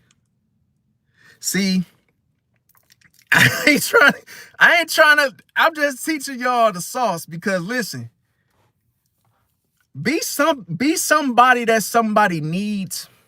Have something that somebody doesn't have that they can't create. Goes back to the beginning of the live. What did I say? Create something. Create something. That's not, hey, you creating something, guess what? Somebody gonna need it. Create something that somebody needs. If you're gonna start a business, it's not about loyalty. It's the loyal customers that come back. Why? Oh, because they loyal. That's my dog. No, it's not. That's not what it is, man. They could care less about you. But guess what they need? The very thing that they can't create themselves. See? If somebody, think about water. Everybody needs water. Why? To survive. See, you create something that everybody needs. Loyalty goes out the window. See, all loyalty means is that you keep coming back. See, that's why I said it's the illusion, because why? You keep coming back to the truth of which you need. See? So once you realize that, oh man, I thought this was a friendship, but this is all business. This is all business, baby. This is all business. You couldn't help yourself. You needed to come back because you knew it was something that you couldn't create. So why not create today? It's free. You ain't got to pay for it. It's free. It's free. Why not create? Start a YouTube channel. Start a YouTube channel. Create today. It's always going to be somebody that needs what you can create, that they can't create. So that's why I always say it's all about the subconscious mind. It's all about the subconsciousness. That's where you go to create. It's all in the subconscious. It's what you can't see. I said an illusion always outweighs a facade. See that? Because the facade is there. We're friends. We're loyal. We care. We're here. No. See, the illusion is that you keep coming back. You keep coming back to the center because that what you know of what you need is the truth why you keep coming back to that same center. So you become loyal to what you see because you need it. See, I just gave y'all that's the sauce right there. I just gave y'all the sauce. So when you know and you are in a situation next time when somebody reject you, you say, okay, cool. But sometimes, let me tell you, this is another truth. People reject you because, listen, there's a price on what you create, and they know they can't get it easily. Nobody wants to have resistance to something they need because they rather find a pawn. They rather find somebody that is willing to give it up. See, and some people know you are not the type to play with. Some people know that it's going to be hard for them to pull that out of you of which they need. So they say, no, I don't want it. But you need it though, because it's not about wants, it's about needs. People always will, look, I'm going to tell you this. People will always going to go off of that. Hey, needs are always more important than wants, right? Right? So think about it. They want it for free. They want whatever you got that they can't create. They want it for free. But this is the thing. They know they can't just get that out of you like that. They already tried to get it easy from you, to get it for free. They just don't want you to know that it's worth something. See, that's the whole mind game of, oh man, you ain't really measuring up to what we looking for. That's a mind game. That's to get you to doubt your creativeness and anything you come with. That's to get you to doubt yourself. Maybe you come off too confident. Maybe you come off too strong. Maybe you come off formless, and they know they can't change you. See? And that's when they say, oh man, I'm good, man. I don't want this person around because they don't make it easy for me. I can't just easily get them like that. So no, we don't need him. See, I'm telling you, that's what it's always about. Because listen, if you ask yourself, if you don't need me, then what are you here for? See? What are you here for? See, that's the question you gotta ask yourself. When you say that to a person, what are you here for then? You don't need me. What are you here for? Because it's something that you needed. That was the whole point why you even were here in the first place. But I didn't give it to you. See, I didn't give it to you in the way that you wanted it. Because it's never about wants. See, I'm trying to get you guys to see that when people communicate, it's all about them wanting something from you. See, they want it from you the way that they see it. They want to get it from you easy. Let's say it like this, for example. Let's say a person want to buy a car from you. Because why? They need it. But let's say they don't want to pay your price. But the person wanted to buy it. They wanted to buy the car, right? Initially, they wanted to buy the car. But you wouldn't go down on the price. Does that mean that he doesn't need the car? No. He just doesn't want to pay your price. So he rejects you and says, I'll go find something cheaper. It had nothing to do with you. But think about this. When he leaves, he's loyal, right? When he leaves, he's loyal. You know why? Because when nobody will go down on the price, guess who he's going to come back to? You. Because why? He needs a car. See, focus on the need. Focus on the need. Next time you get rejected, think about it. What do you have? What do you have? Ask yourself, why did they reject me? Oh, I get it. Because I wasn't gullible. I wasn't going at the speed that they wanted me to go so they could use me. See? People are, man, I'm telling you, this is how people are. They always say before you buy something, negotiate. Negotiate. Why do you think they say that? Never give a person the price that they're asking for, right? That's the cliche, the whole thing, right? Why is that? It's up in here.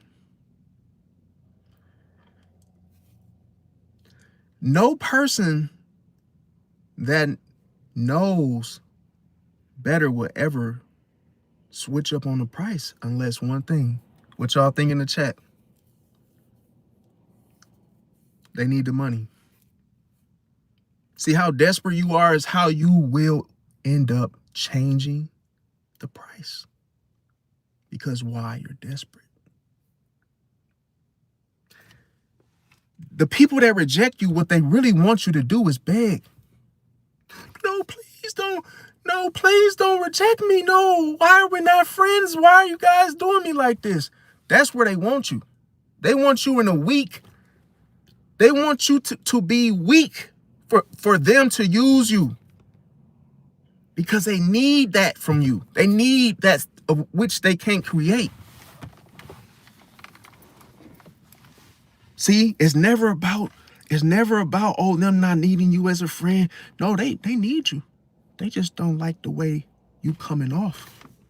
that doesn't allow them to control you the way that they want. See? Your boyfriend broke up with you because he couldn't use you the way he wanted. That doesn't mean he didn't need you as a girlfriend, but he doesn't want you to know he needed you. See? It's reverse psychology. If a person can make you think less of yourself, gives them more of the advantage. It's called leverage. Thinking that, oh, if I can get you to doubt yourself, then I can take what? I can take over. Controlling what I need from you without you knowing how powerful it is. See, you could actually take somebody's power if they actually think like that. All it takes is what? One word: doubt. When you are creating something, doubt is the worst thing you could do. It don't taste good because you don't believe it does. You said it was nasty. You said it didn't taste good. So what did you do? I'm gonna tell you what doubt does. What does doubt get? What does it do? What does it do? It makes you quit. Makes you quit. It makes you quit creating because you quit. You basically stopped because that one thought, man, what am I doing this for, man? What am I doing this for? Oh man, he says start the channel, and what am I doing? What does all this mean? You're trying to figure it out. Why? Because you're looking for an instant gratification. You're looking for something fast to happen. You're not letting that thing grow. I'm gonna tell you how it works. When you create, you plant the seed. And over the seasons, you water it. You water it. And in that moment, because you believed when you plant the seed and you were sure and certain that it was so, guess what? It will grow, it will sprout, and it will grow, and then it will grow, and then it will grow, and it'll become this huge situation that you created. Let me tell you how that process goes. Because you didn't doubt. See, you were loyal to your creation. You were loyal to your creation. See, that's the only thing you owe, is to stay loyal to what you do, your creation. And what does that mean? That means that it benefits you. See, that creation benefits you. It doesn't mean that it goes outward. It is actually inward. Loyalty is how you treat yourself. Be loyal to yourself and what you do. Don't cheat yourself, treat yourself. The treat is not, oh, someone else taking me out. No, I'm the treat. See, I'm the treat, and guess what? I'm going to give me some damn ice cream from the ice cream store. That's my treat. Hey, I'm the treat. Hey, I go get me an ice cream. Can't nobody make you happy. Nobody can make you happy. Happiness comes from within. You have to make yourself happy. How do you think you're going to make yourself happy? Being loyal to yourself. Treating yourself good. Get a haircut. Go get a new pair of shoes. Go get an ice cream. Go for a walk. Go do something that makes you happy. We got these situations where a rich man is unhappy. Why? You're rich. You don't need nothing, right? Go take a vacation. Get out the country. Get out of your current neck of the woods if it doesn't entertain you anymore. Go move to a whole foreign country. You have to make yourself happy. No woman is going to make you No woman is going to fill that void. No man is going to make you fill that void. You got to make yourself happy. And guess what? It doesn't take materials to make you happy. It doesn't take material stuff. It's all about how you feel, what? About yourself. See, that's the thing. And I'm going to tell you the secret. When you accept yourself for who you are, guess what it does? The world reflects. Why does the world reflect? Because it's light. See, light reflects no matter what. The world receives you as you receive yourself. The world is an illusion. You're in the center of it. Anything you do or say, it bounces back. It's a boomerang. Everything you say, guess what? It comes back around. So that's the thing. When that reflection happens of how you feel, that's how the emotions work in the first place. Emotions are connected to the light. See? That's why when you feel things, it's always accurate, because the light exposes it. You are the mirror. You mirror situations. They have to reflect. Anything doesn't reflect back to you is because why? When it don't reflect back to you, it's not light. It's darkness. Darkness doesn't reflect back. No one can see in the dark. The only thing that can see in the dark is darkness, which is what? A lower vibration, which is more related to demons. See, when you are in a situation and you notice that those people don't reflect back, they're in darkness. They can't see you. See, there's a level of darkness where it can't see the light. There's a level of darkness where it can't see the light. People don't understand you because they don't see you. See, they don't see you. They don't understand you. Speak a foreign language. You can't understand it. You don't know the language of which they speak, because they are a form of light that you never know existed. And your existence as a Pisces, that's what makes people envious of you, because they need that light. Because why? They're in the dark. See, how do a person know you psychic and you know things? Because you're on a whole nother frequency. They can't see you. They can't even touch that. They can't even touch what you actually know. See, the spiritual side has to be introduced. You can't get there without a Pisces. There's what you gonna do? You gonna swim over there? You gonna get in the boat? You gonna take a spaceship? No. How do I get to this dimension, to thinking in that type of mindset? How do I get to that perspective of which this person speak, of which this person teach? How do I get to that light? Which I don't know what this man is talking about. He's speaking in some type of the book of Eli. What, we got to read it in Braille? I don't understand this guy, this weird guy. He's always on the YouTube. He has a channel called Team Pisces. I never understand what he's talking about. But he has a lot of people actually tuned in. You wonder why you're still asleep. You're in the dark. You don't know how to get yourself out of that darkness. Because you got to change your mindset. You got to change the way you think. Stop thinking inside the box. Start thinking outside the box. Thinking outside the box is transformation. Thinking outside the box is you actually being alive. You being alive and you being awakened and existing is two different. You either living life or you existing. Existing, being in a dark place and not able to see the light.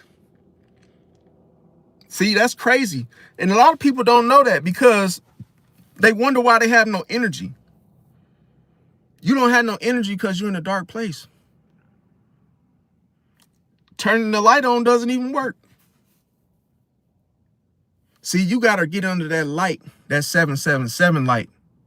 You got to get under that high frequency, that 333, that 444. You got to get under that energy, that 222. For you to be at a higher, it's like when you get to a higher consciousness, this is when you start to look at life differently. Then you start to understand the numerologies and the different things, and in looking at the numerology in itself, you start seeing its power. Then you start seeing that, oh, this is different. It is an illusion. It is a facade. Then it started making sense to you and you start to think differently. You don't no longer talk or act the same. Because now, once you see that light, guess what? You become loyal to it. Because why? Because you need it. Everything I'm telling you is sauce. See? Everything I'm telling you is sauce, free sauce. And understand, with loyalty, it's always tied to something you need. It's always tied to something you need. Something you need. See? I didn't say they. See? And that's the thing. When you look at that differently, then you realize that this is a mind game. And you start to realize that, why am I in a world full of mind games? Why is this a game that I can't outwit? How is this a game that I cannot play? Because you're in the dark. That's like some people, when they play chess, they don't know how to play it. They read the book, the instructions, they still don't understand it. Oh, it's not checkers. We know that. Oh, hell no, it's not checkers. But it looks like checkers. See that? So that lets you know the illusion exists. Because why? Why does checkers look similar to chess? But they are not played the same. And when you play chess and you realize how to play it, it wakes you up. A light goes on and it's like, oh, this is how you play chess? Oh my God.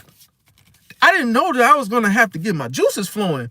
I didn't know that I was going to actually have to use my mind, and now I see what's happening. But I didn't understand it the way I thought it was. It wasn't that. An illusion always outweighs a facade. And that of which you don't know can hurt you. You're 10 steps ahead when you come to this channel. You're 10 steps ahead. A Gemini and all this stuff we talk about, you're 10 steps ahead. Because no one else is going to tell you, oh yeah, a Gemini will have these two different sides. Oh, we know that to be true. Why? Because we experienced it. We experienced that. See, it's all through experience. So if you say, oh, you're full of shit, but why would you say I'm full of shit? When the weatherman tells you that it's going to snow, and they tell you it's going to snow in April. And what are they doing? Watching something, and they're pointing at, telling you where and when. You believe that, do you? You believe that the weatherman knows where it's going to snow, where it's going to rain, and what state, what the temperature is going to be. And you can't see that. You can't see the satellites or whatever they're using to depict that, to prove it. You just believe it, right? And it happens, right? So what do you think will happen if you doubt that it's going to rain? But the weatherman said it, though. What would you look like to be like, man, no, it ain't going to rain tomorrow. The weatherman said it's going to rain tomorrow. No, it's not. Doubting it makes a fool out of yourself. It just makes a fool out of yourself. Because now you don't trust. See, you don't trust what somebody's showing you, and you say, "Oh, hell with it." He's talking about a Gemini and a goddamn Scorpio. I don't know what he's talking about, but they want to shut it down because why? They can't grab it. See, they can't grab it. They can't control it because it's outside of their reach. Think of Wi-Fi. Think of the Ethernet. You speaking a different language, nobody else could actually get a hold of it.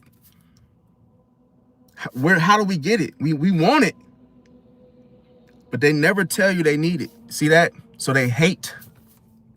They hate on you because, oh, you ain't making it easy for me to get that. I want that. But see, they don't never tell you they need it, and that's the secret. I just told y'all how it's done. See that envy? That's what envy is. A person needing what you have. They just don't want you to know. They just don't want you to know, and that's what they do to Pisces. They want that. They want that intuition. Yeah. They know it hit different. They like, yeah, let me get that. But no, it ain't, no, you can't get something that I created. Hey, everybody got their own sauce when it come to their own intuition, but hey, it hit different. But guess what? Everybody want that. And then they hate on you because they can't get it. They don't understand. They in the dark. They watching you and they see it like the weatherman. They see it. They're like, damn, he knew that. Dang, her intuition was on point. She did say that what's her name and then was going to get into it and Brenda's pregnant. She was right. And it was going to be a boy and she was on point. I want that. But dang, I need to get that what she got though.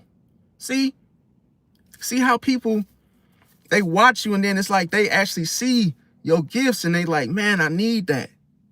And it's secretly, that's envy. See, envy,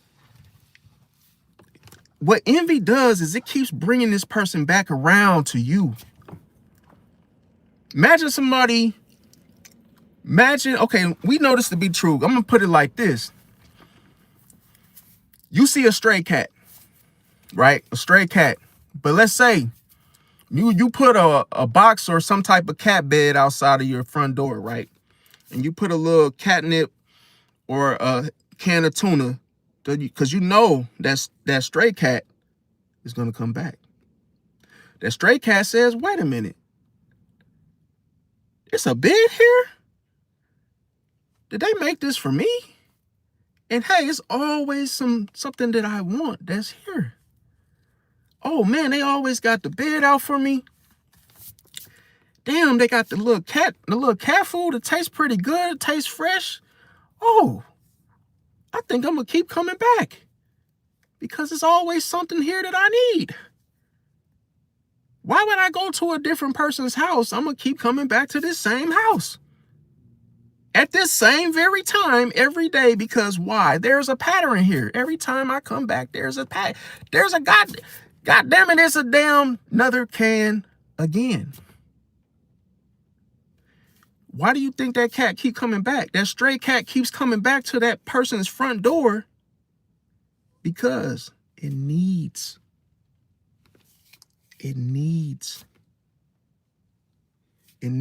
something. It comes back because of the illusion that is for him. He thinks it's his. He's saying it's for him. This is mine. Hey, it's a new coat. I might as well put it on there. Hey, look at my new coat. I need this. Because it's something, hey, the cat is looking at it in a different way. The illusion is this house and this cat food, this is mine. He claimed it based off of his needs. He was looking for that. He didn't have it himself, so it allowed him to be loyal to it. It ain't got nothing to do. It has nothing to do with the person. The cat keeps coming back because that food and that warm bed that he likes is there for him. So now he has made it his. He has claimed it. That's how it is with women. They find a woman that they like. Oh, hell, she got a big old, I can't say it. Boy, watch your mouth. She got a big old, oh, man, she could cook. Oh, she just made me some deep fried catfish with hot sauce. Oh, you ever tried that? Oh, hell, she let me spend the night. Oh, this mine's. Oh, man, now I'm about to move in. Oh, yeah, it's over now. Yeah, she done cooked deep fried catfish with hot sauce. Oh, yeah, this mine's now. Because he need that. He was looking for that. It ain't had nothing to do with her. It don't have nothing to do with her. He's there because of that meal. Anything he needs. So look at the comfortability. Oh, that's exactly what he was looking for. Because he needed. The man come back to the store because he saw that TV on Black Friday. He saw that TV was what, $200 for a 75-inch. Hey, they got that TV for $200. It's Black Friday. I gotta go over there and get it. He no drawers on. Hurry up, jump in the car. Don't even grab his wallet. No license. He hurry up and go over there to that Best Buy to get that $200 TV. Hoping nobody else gets it. Because he need it. He need that. He need that 75-inch. It ain't got nothing to do with Best Buy. It's about that TV. He claimed it. See how he loyal to the very thing he need? And that's how the world is. When you start playing with the very thing that people need, guess what it's going to do? It's going to cause that jealousy. Going to cause that envy. You take it was mine. That TV is mine. It's mine. No, you can't take it away. I'm in love with it. I'm in love with that booty. Oh, my bad, y'all. But that's how it is. People fall in love with the very thing that they need. They can't lose it. And if you take what they need, you messing with that girl that, hey, got that good potato salad and them baked beans, guess what? It's going to be some problems. That's why people reject you. That's why people cast you aside. Because guess what? You are a threat. You're a threat to something they need. So they got to get rid of you because somebody showed interest in something that they claimed. See, it ain't never about you. Maybe that girlfriend started asking, who is that? Oh, now he done got threatened. What are you asking about him for? He come back to the job. Tyrone, you fired. Because my woman is asking about you. And I don't like it because you mine. That's how it be. It's about jealousy and envy. Them are always the two demons that's playing jump rope in some people's heads. And they can't shake it. They can't shake it. Anytime something that they need is being threatened, jealousy and envy, I'm going to tell you, you will get fired for it. You will get made fun of. You'll be belittled. You'll be considered not valuable or not good enough because you are good enough. Good enough because now their girlfriend show interest in you. It could be it could have been a little comment. Oh, he smelled good. Oh, she smelled good. What? What you telling him saying that he smelled good for? Oh, man, you know what? Man, I'm finna fire that dude. Man, she got me. No, she showing interest now. Now she playing. He get to work. Tyrone is probably his most loyal worker. Putting in plenty time, making the company look good, smell good. He always spraying the windows down, making sure, doing a little extra, giving his 100%. Let that jealousy and that envy kick in. That 100% don't mean nothing. You spraying the windows down and spit shine. wiping it, making sure it's all spit shine. Guess what? All that go out the window. All that good working and grinding you do for the company goes out the window when jealousy and envy come in the room. Because listen, when jealousy and envy come in the room, that's the illusion. You had the illusion that I put 100% in, and you probably was. But guess what? It all becomes 10 cents and $10 if you become a threat to something he need. His wife or his girlfriend saying you smell good, guess what? All that loyalty, it go out the window immediately. So you get fired and you was the best worker and you like, wait a minute, I never called off. I got fired on my day off. What the hell? And guess what? It's all because his girlfriend said you smell good. Ain't that some bullshit? And that's how the world we live in today. You ain't even got to do nothing for a person to just get like that. So that's why I said that their loyalty is an illusion. Loyal for what? It ain't got nothing to do with me. See? It ain't got nothing to do with me. So that's why I say, next time you take a job, remember this. Hey, never forget this. When you do a good job at work, do it for you. Give your own self a pat on the back for being a good worker. You're not going to get that validation from a job ever. Sincerely. Not going to get that. I'm telling you. Thank yourself. Give yourself a pat on the back. Say good job to whatever your name is, whoever your name is. Because guess what? People have use for you until they can't use you no more. People will use you until they have no use for you. You're disposable, so there's no loyalty, no matter what. I don't give a damn rats what they say. People, that's the thing. People butter you up to throw you off. It's a distraction. They say, oh, good job, Tony. Because listen, saying good job, Tony, that's a mind game. That's to make you think that, oh, I'm doing a good job. Let's keep doing it so they don't have to do it. See? So that's just a way to keep you geeked, keep you focused on what you're doing because they don't want to do it. See? Going back to the need. The company gonna be loyal to what they need and what they need from people. See? And when things don't go right, why do you think companies have meetings? Well, this is the thing. Here's the thing. See, check it out.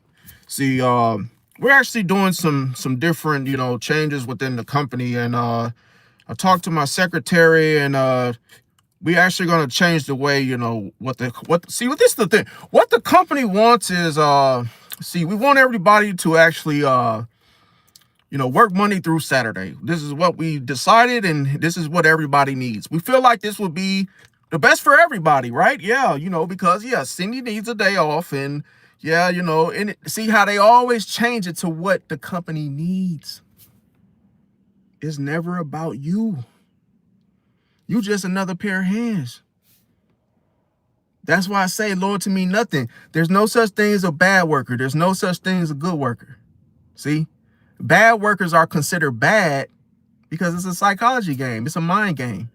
It's to get you to feel like, oh, I'm a bad worker because I don't conform. See? I'm a challenge to the company because I don't listen. I do my own thing regardless because you know who you are. So you get labeled bad because it's a mind game to get you to doubt yourself. Going back to the illusion that you're a bad worker. See how titles, they're illusions. The title that Ray is this gangster and he'll take you out. Everybody got to be afraid of Ray because he could whoop yo. Well, there's actually some false, there's a lot. There's some mistruths to that.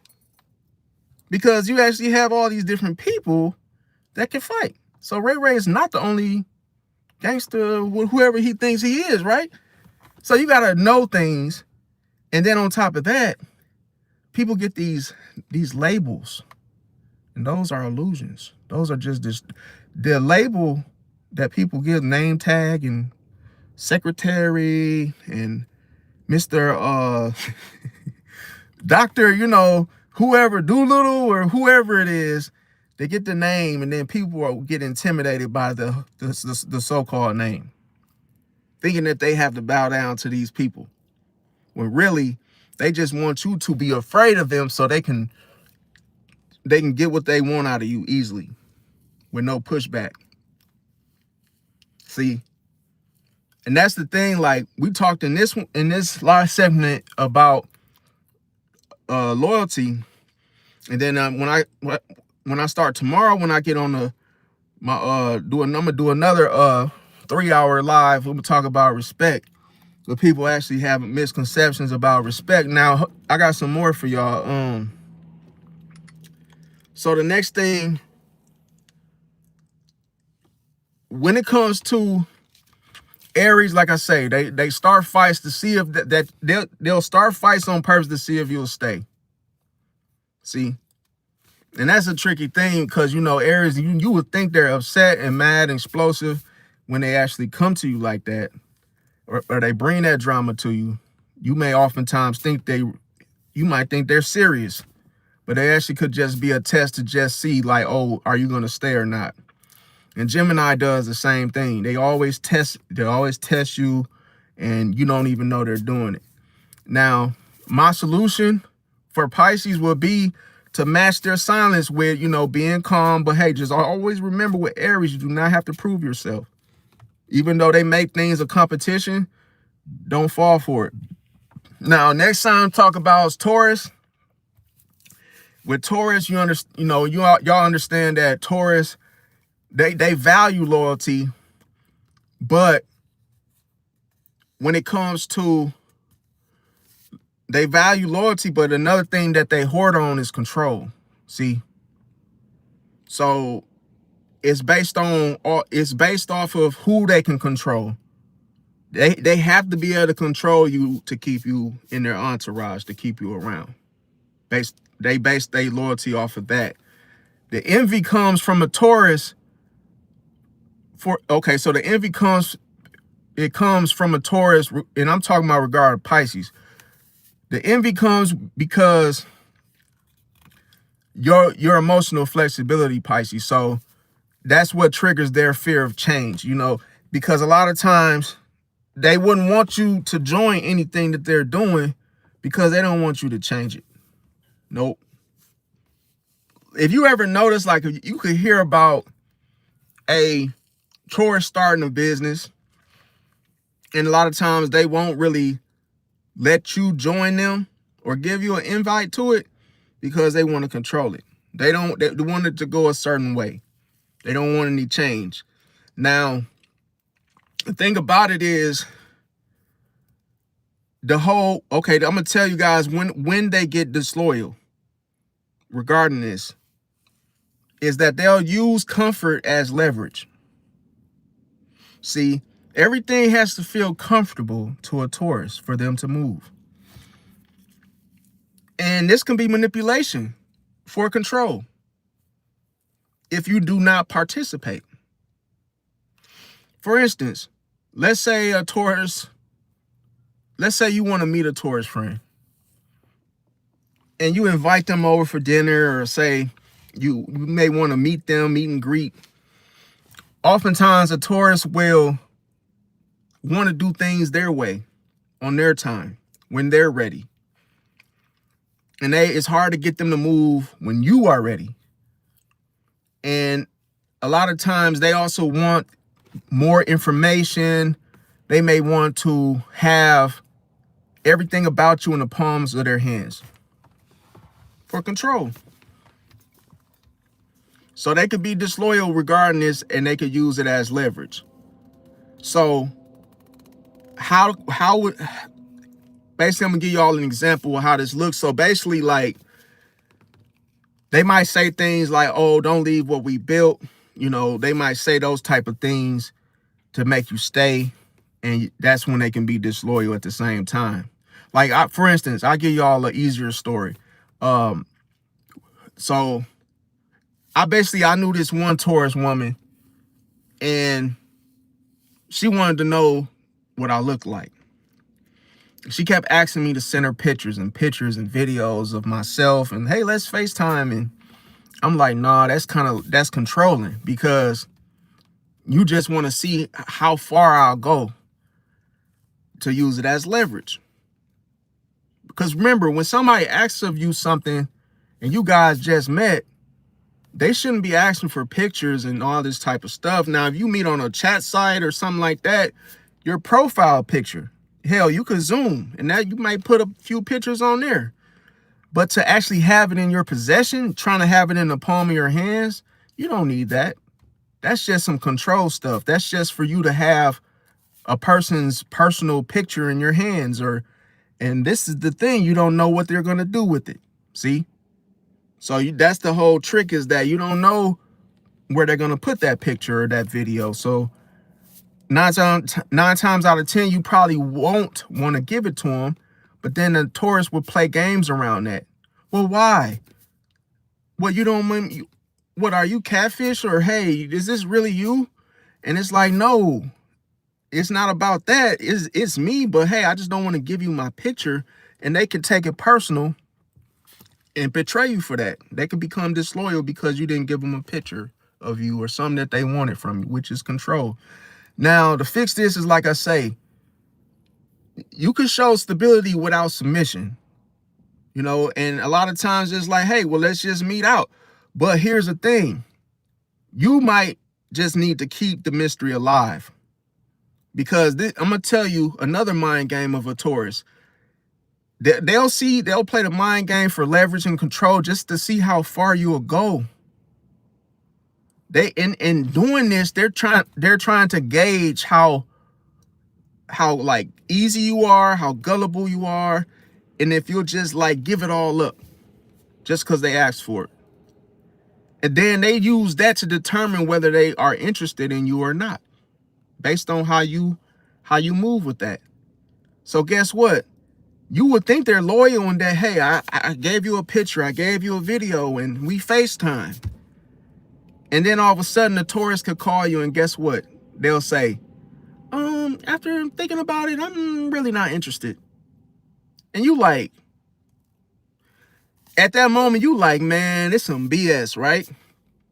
And you don't know the whole time that the Taurus was being disloyal the whole time. See? Because they just was testing you to just see how far you'll go. Now, Gemini tests your loyalty, Pisces, through inconsistency. Remember that when you are over a phone making plans with a Gemini, there's a high chance that they will cancel, that they will not show up. You have more of a chance of a Gemini being present of something actually going through. Meaning they're with you, in front of you. But they're on the phone, hey, we're going to have dinner. Hey, you know, let's go here, go to the movies and do that. And then afterwards, we can go get ice cream, right? That just might not happen. But that's how inconsistent a Gemini can be. Now, the thing about it is that we're going back to envy. Now, with envy from a Gemini to a Pisces, the fact that the envy comes in through a Pisces emotional intelligence versus a Gemini's mental duality. And the disloyal act that happens from it is the fact that you may find that a Gemini starts to flirt with other people.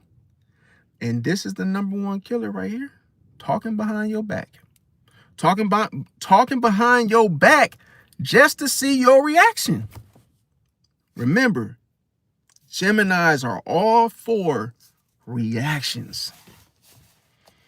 How do you get reactions? Guess how fast you get a reaction is through that #1 word, betrayals. That's why they stand for the two twins putting the knives down into your back. And you notice why the symbol, when they putting them knives putting them down into your back, guess where it's coming from? Behind your back. Oh, they cold-blooded. They are vicious behind your back. That when you don't see them, fam, you don't see what they're doing until it's done. See, now here's the thing. How to fix this, Pisces? What you gotta do, remember, you gotta match their energy. When you match a Gemini energy, you need to respond with logic and detachment. And this is gonna confuse their game. That's cold. Man, that's cold-blooded. Because think about it. When you match a Gemini's energy, they ain't going to expect you as a Pisces being a water sign and being, you know, Philly, having to feel things.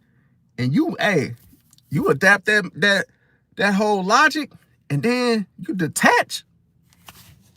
It's like chopping it up with a Gemini. Like, yo, yeah, you know, you keeping up and matching their pace and their speed. Then all of a sudden you just walk off. See?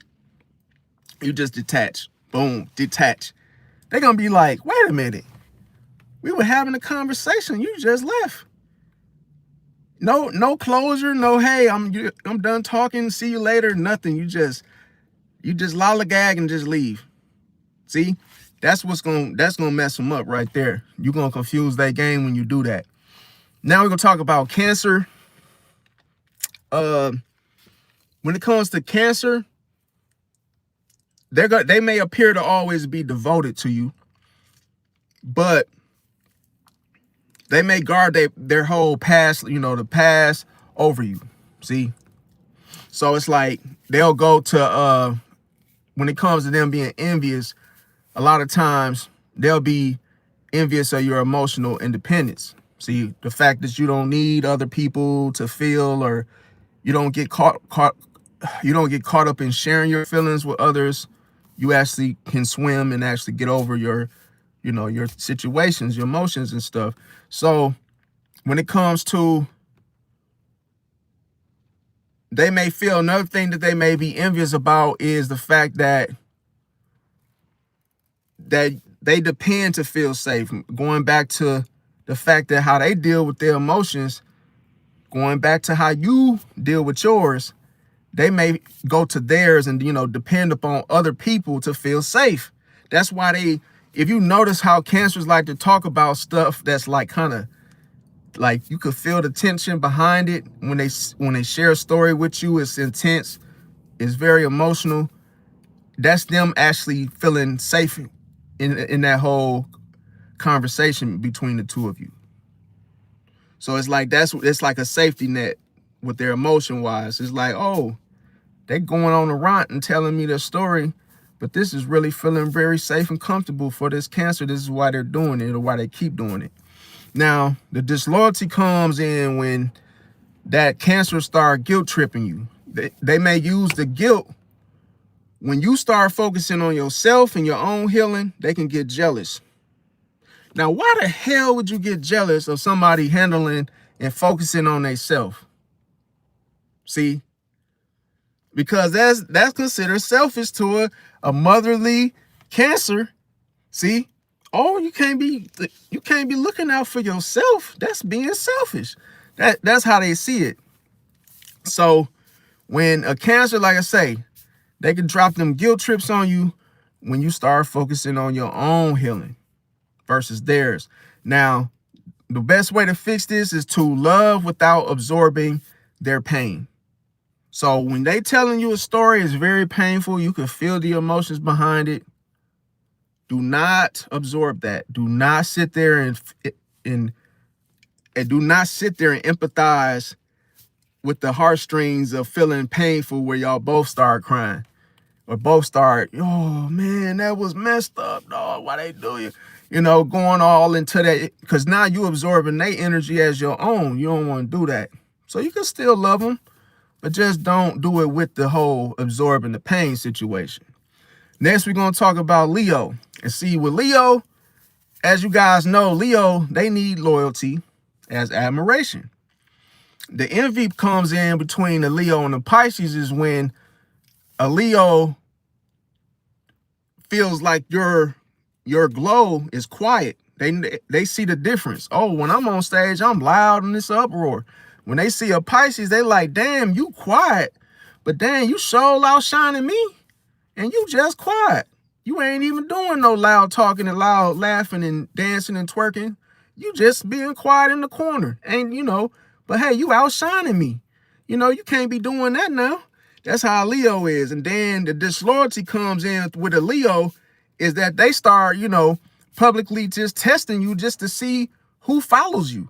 See, they'll cause a scene just to see who rocking with you and who rolling with you.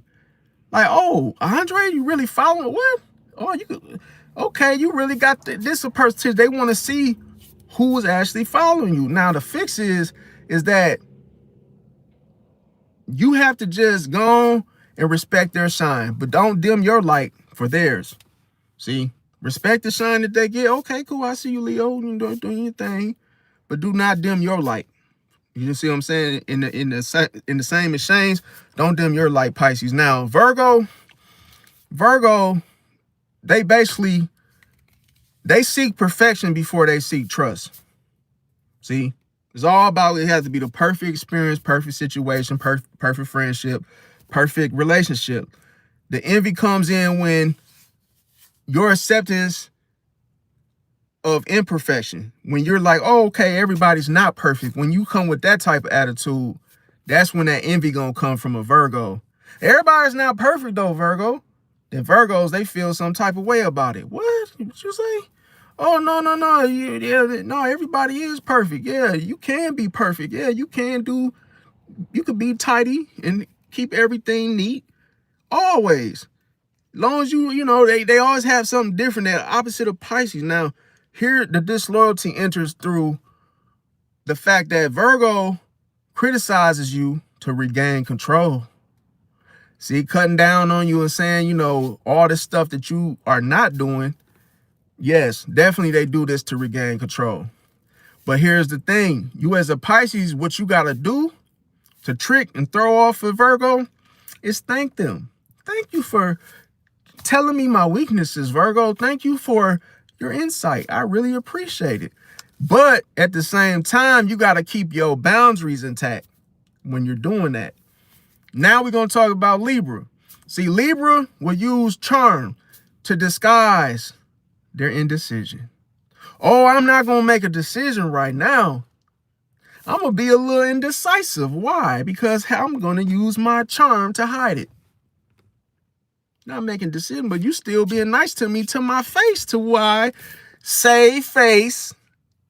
But at the same time, I'm still not going to make a decision. So you want to know if I'm going to go to the movies with you on Friday? I'm not really sure. But let me tell you about my other friend. They tell you a little story, throw you off, get off the subject. Now, here's the thing. The enviness comes from your emotional certainty.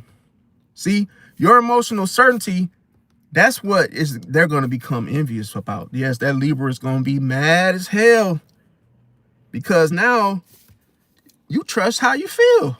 You should trust how you feel. Because if you don't, then that's superficial, right?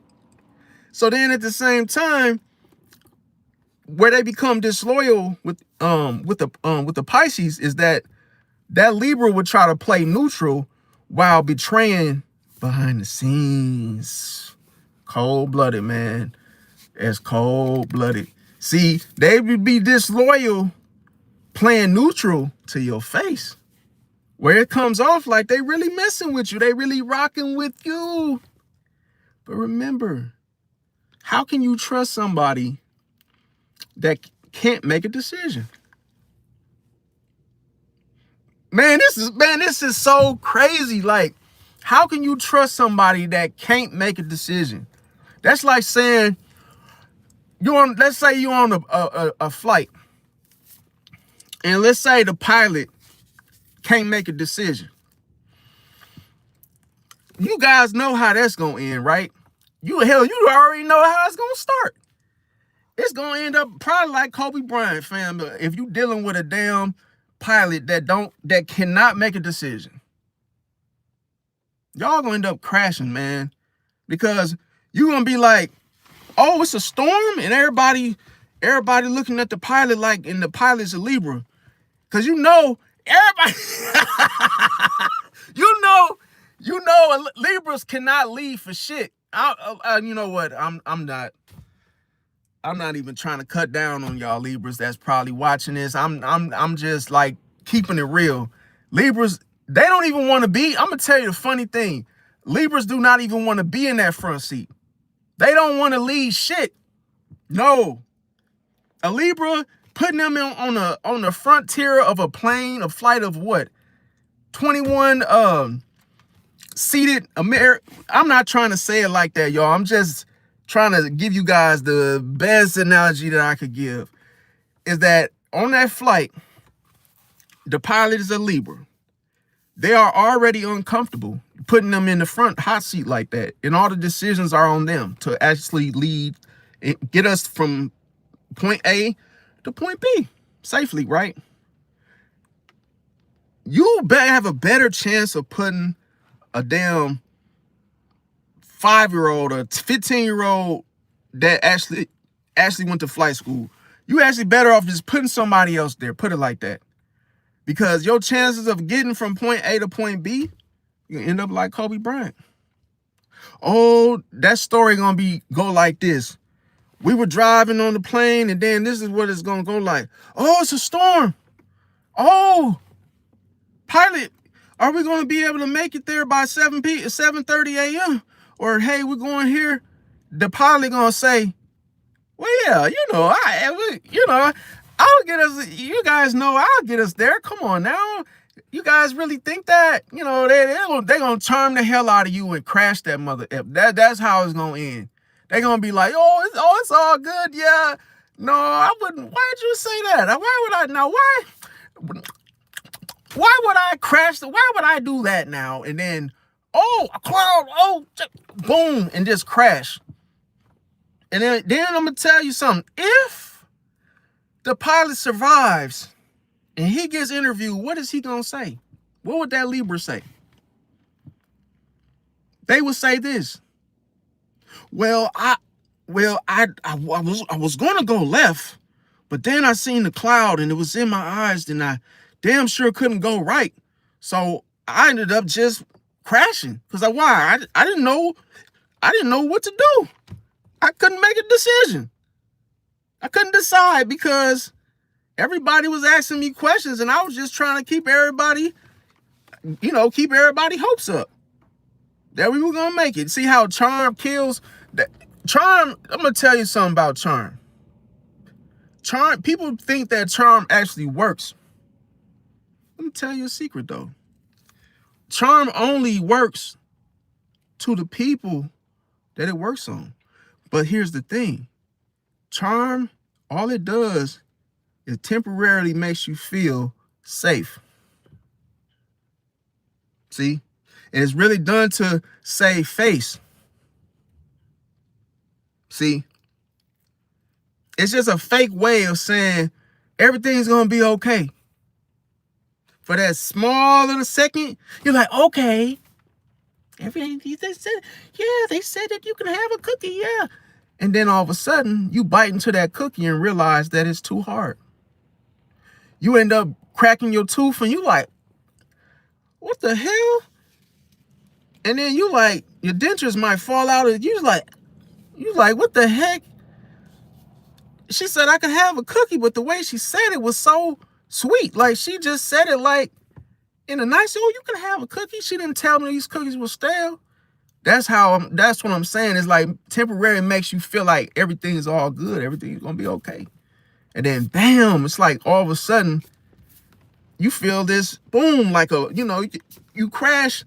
And then you just like, you stuck in a state of mind of awe. Like she said, everything was going to be all right. And now you realize because you believed her, she got you.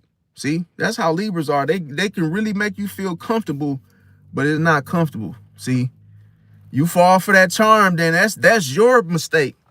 Then when you fall, because they ain't gonna make no decision. Don't put no decisions in their hands. because they're not going to choose. They're not going to, you know, when it comes to Libra's all about balancing. So when you're dealing with a Libra, you're dealing with someone that is, they're going to do it diplomatic. They're going to do it in a diplomatic way.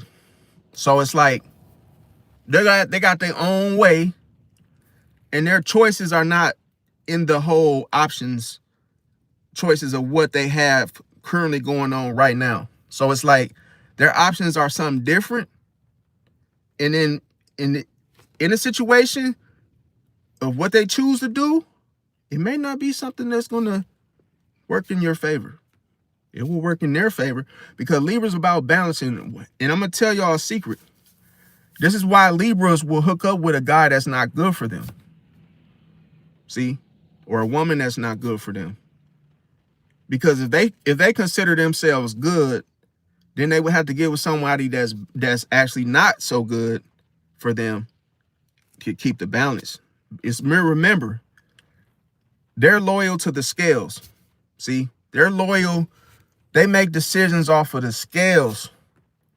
They got to always balance the scales in the situation. And they would never, ever do anything without balancing things first.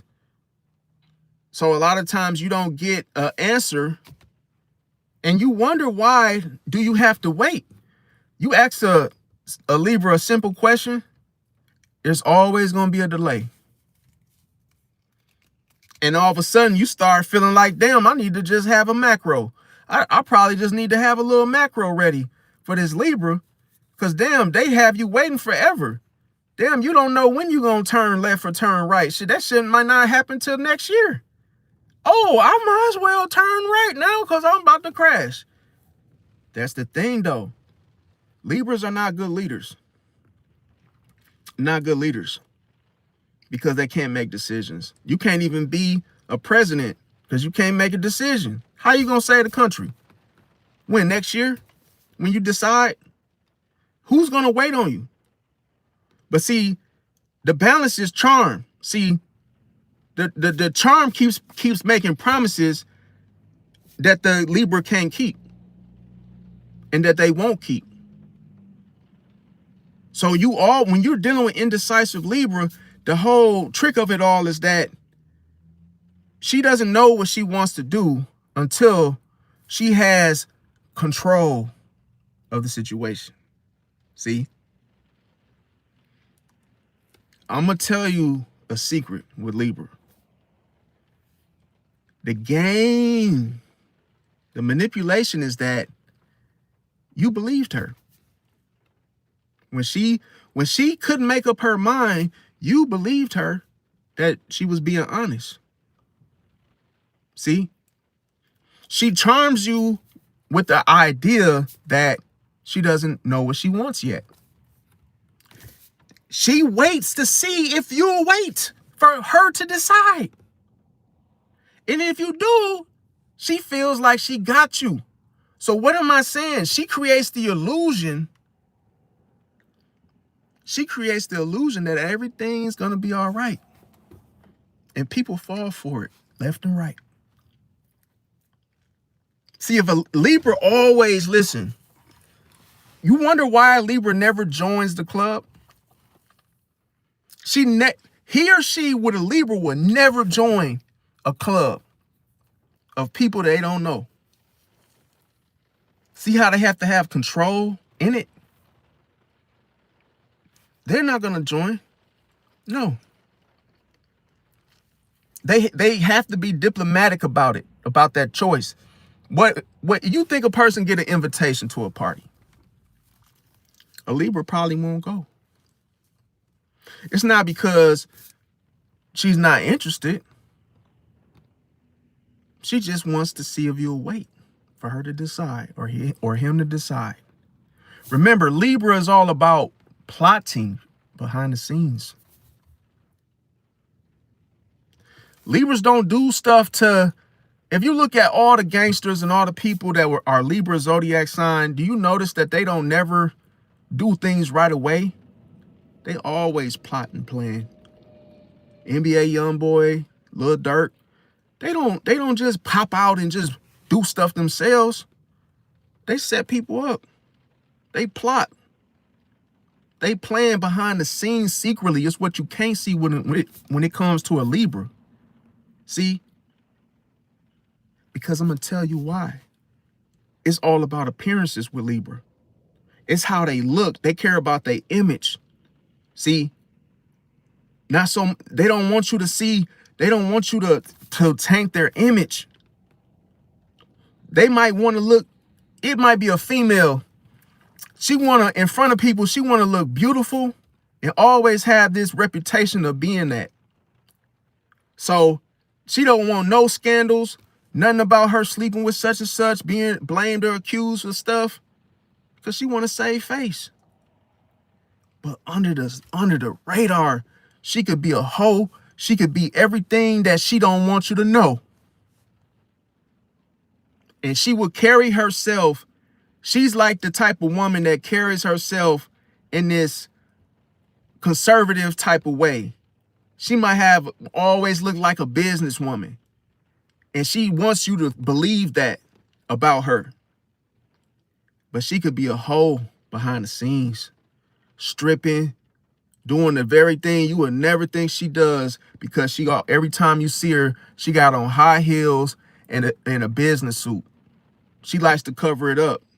She likes to dress and then to save face and throw you off to where, oh, you don't never know that she does this other stuff. So she could be sweet, but she could be a demon behind the scenes.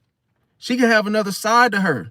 You will almost think that a Libra, you would probably think she was a damn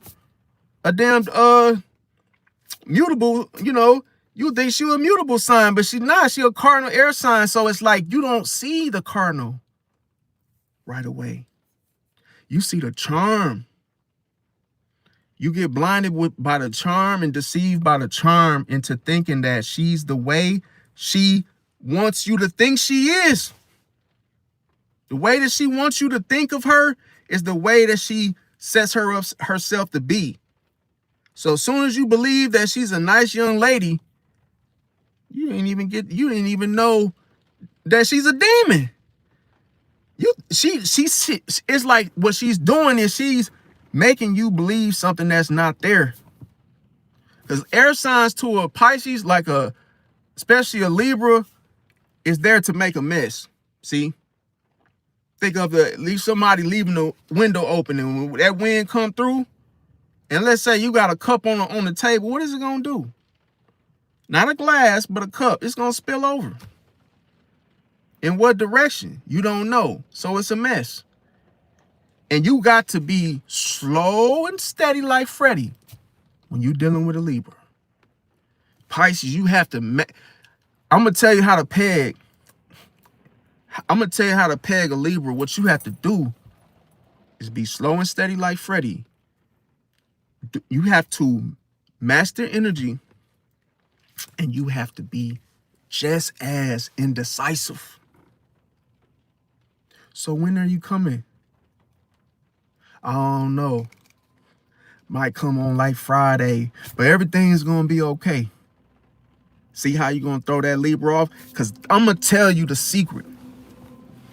The Libra doesn't move as long as the scales are balanced. That means that when she's getting her way, she ain't gonna move. She becomes interested and curious when you're not doing what she wants you to do. When you're not predictable. When she can't control you. Now you have her interest, because she needs to control you. She needs to control you. Libras do not do nothing, get with nothing unless they're in control. Think of Libra as like the Judge Judy. They have to be at the forefront, the hierarchy. How Venus is when it comes to relationships, they have to be in control of the vibe. They have to be in control of the vibe of the courtroom.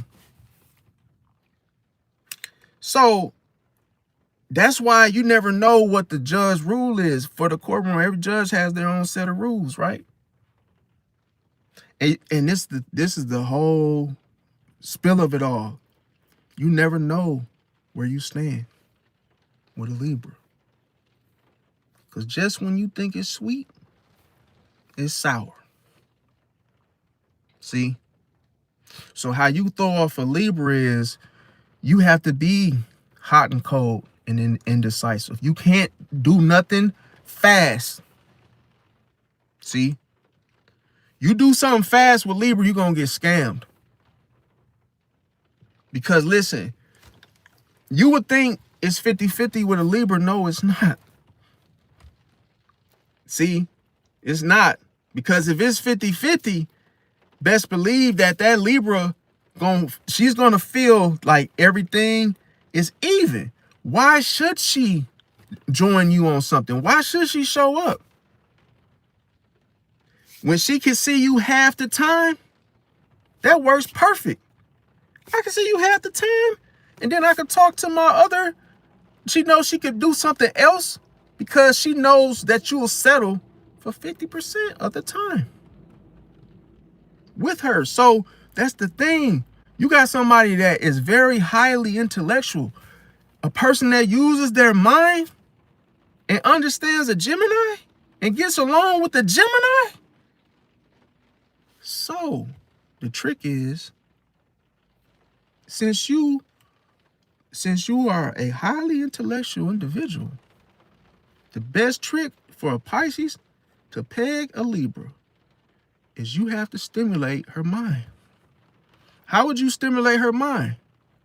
By telling her what she want to hear or what she don't want to hear. Or just bringing your energy and attention to her and then detach. See? Then detach. Because you have to get those scales that she has. It can't be 50-50. You have to turn her scales. You have to, it's almost like you got to mess up. Whatever she's weighing, you got to just tear it up. Because she's like this. As long as the vibration is balanced, she's not going to move. She's the type of person, why should I have to move when you just come over half the time? You have half custody. See?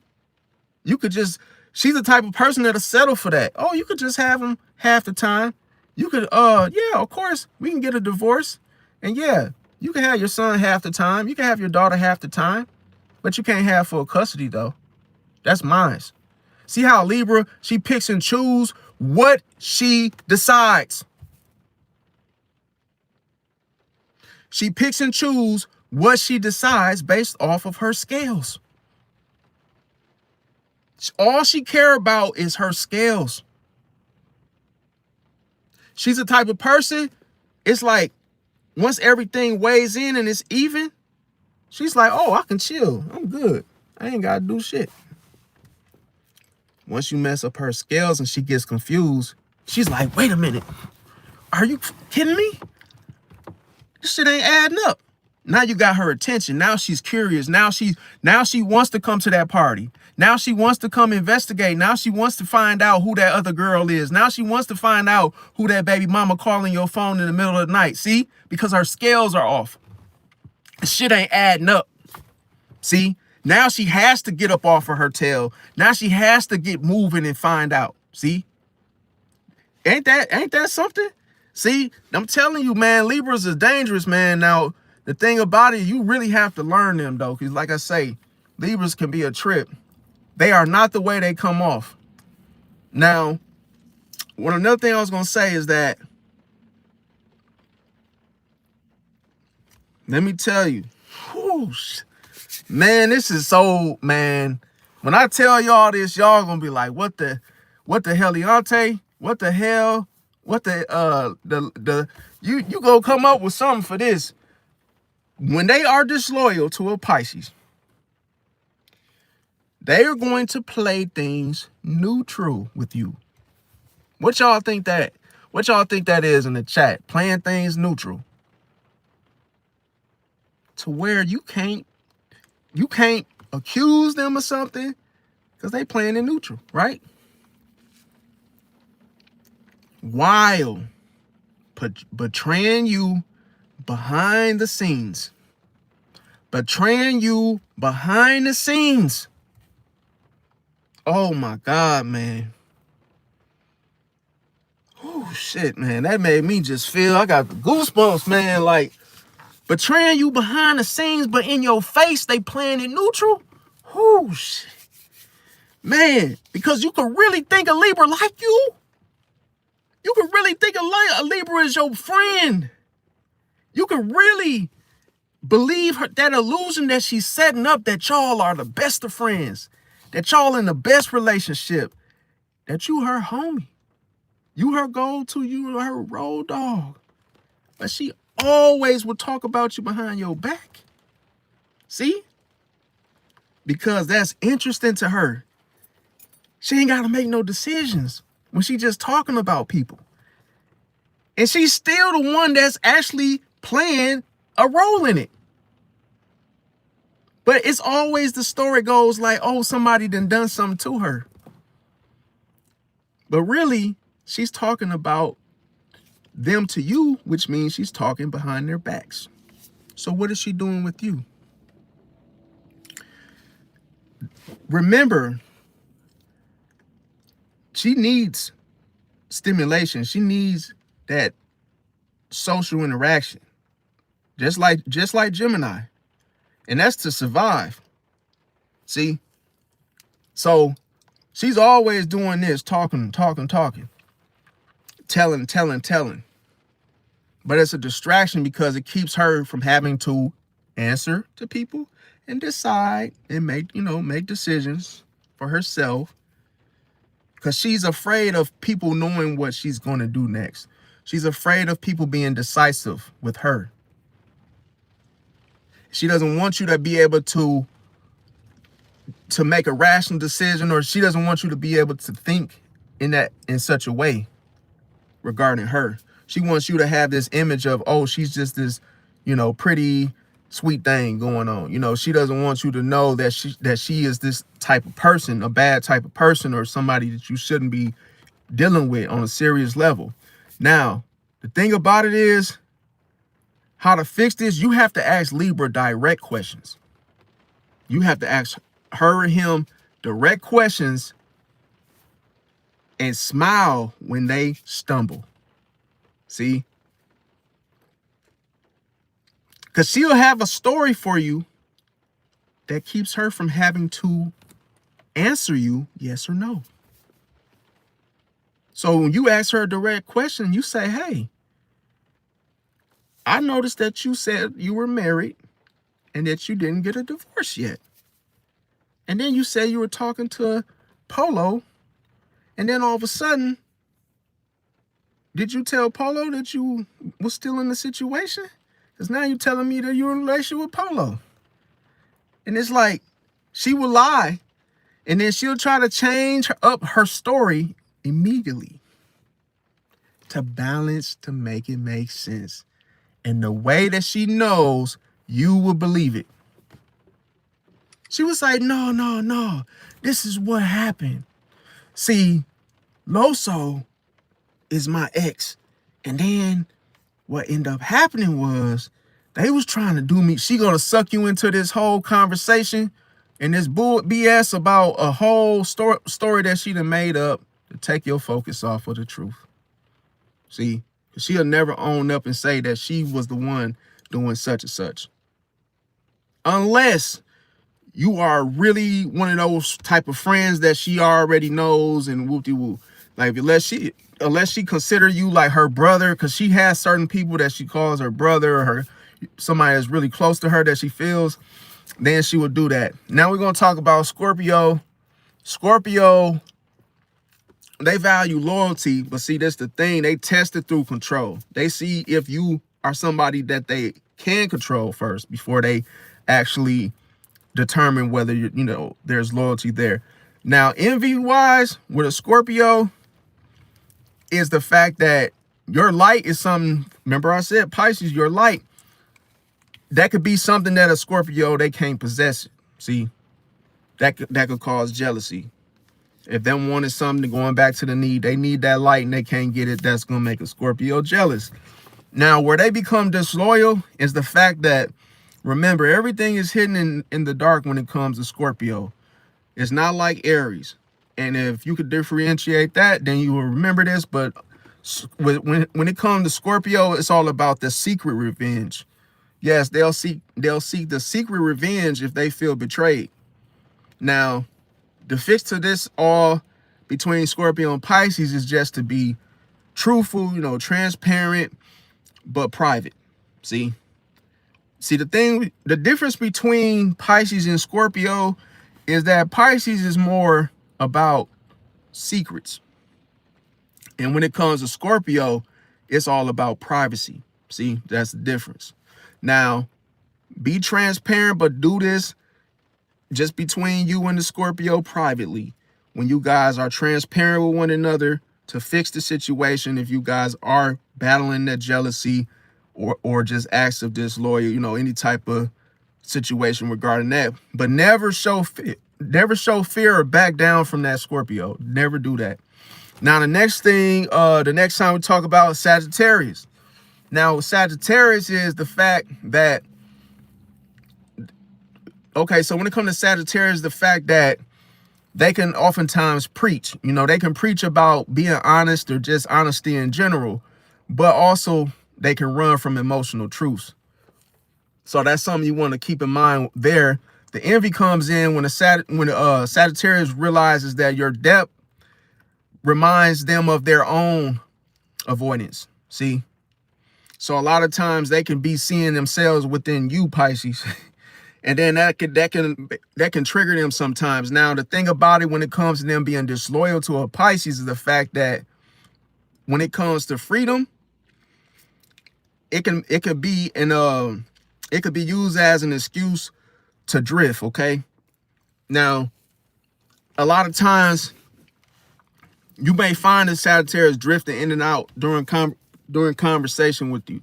They could be not really fully tuned in, going back to the distraction that they may feel that can determine whether they're an enemy of yours. Because yes, a Sagittarius will challenge you on those emotional truths that you have about whatever it is. They will challenge you. Like let's say you have a belief and you say, oh, I believe in this, or that. Oftentimes the Sagittarius would challenge you on those beliefs. They won't just accept the way that you feel about those beliefs. So when it comes to fixing this is the fact that you got to give space without chasing it. Just give a space, give a room, because, the truth still going to come out regardless. So just give the Sagittarius space and vice versa. Now, Capricorn, well, the thing with Capricorn is they're going to test your loyalty through hardships, telling you something that happened to them, their body, them being in a hospital, going through some sort of surgery or any type of traumatic situation that requires some sort of hardship. Now, the envy comes through your empathy, Pisces. So that can feel like a luxury that they can't afford. See, they might feel like they can't do that. They can't have empathy or feel like that to actually, be in the situation that they are in. Maybe they feel like the household or the family looks at them in a certain type of way. Maybe it's a certain type of seriousness that is going on in the home. So sometimes you could find that it could be hard for a Capricorn to smile or just to show any type of emotion, but when they see a Pisces doing that, they actually can get envious and disloyal. Like, what? I wish I could smile and have a good time. Damn, I can't even smile. Sometimes Capricorn can feel like that because what happens is their emotions, it like paralyzes them. It's like blocks, like Tetris. It's like blocks, and just like whatever's easy for you, Pisces, or they may feel is easy for you, it'd be something that's very difficult for them, or it feels like a game that they have to achieve to actually be able to smile, because they may be just going through stress, or maybe working 3-4 jobs, or maybe they just have a hard job in itself, and it might just be taking care of their family. Maybe they the only one working. But a lot of times you could see the Sagittarius, they move and they whole demeanor can always come off serious, like they don't really look happy, you know, when you see them. But yeah, definitely disloyalty could come through withdrawals, you know, withdrawals affection to measure strength, because sometimes a Capricorn look at a person that hasn't went through anything that they consider as like tough or a challenge or difficult. They could look at you as being weak. Yes, because they could determine the whole emotion of basically how you carry yourself. They could look at you like it's weakness, and you could just be happy and smiling, but you could be it don't matter what type of job you got, but to a Capricorn's high standards, sometimes they can look at you like, oh, you ain't really working, even though your type of work might be UPS, or you know, you might be, let's just say you work at a postal, you a mailman or something, versus what they do for a living. They might look down on you, or feel like, oh, you ain't really doing something that's like, you know, manly, or like, oh, you ain't getting your hands dirty or something like that, for example. Now, the fix here is to just stay consistent, you know, but emotionally detached, because one thing for certain is that you cannot go off of your feelings and emotions with a Capricorn, because they're so disciplined and reserved that they don't even see that or feel that. They think that's bullshit. So when you dealing with a Capricorn, you just gotta stay consistent, but just detach emotionally. Don't try to bring emotions, and don't try to make them or manipulate them to feel them. Now, when it comes to Aquarius, Aquarius values loyalty in theory, not emotion. See, they go by the loyalty to, you know, what's new and being innovative and having their own mindset on what they want to do next. The envy here is that your ability, Pisces, your ability to connect spiritually is what bothers them. See, the disloyalty comes when, you know, they start to act all aloof and to maintain power. See, they don't want you to know like that they're even focusing or paying attention to you when you are being spiritual, Pisces. This is the bump in the heads that you guys have. You guys begin to fight over what you can't see, where one maintains power by acting aloof, and then Pisces being connected to the spiritual realm and whatnot. So it's like you guys just have a difference in beliefs. Now, here's the thing on how to fix it. You know, you can't chase understanding with Aquarius. Do not. That's the one thing you don't want to do. So let them detach and let them veer off. And hey, at some point in some time, if they don't have a life jacket, that's on them. Don't try to chase them down. And, you know, once they didn't detach them, you know, they didn't detach from their emotions to a greater distance that you can't reach them. And hey, maybe they want to be detached from the human experience. So if they want to jump into the lake, hey, you know that they're going to need to come to land or come to their senses at some point.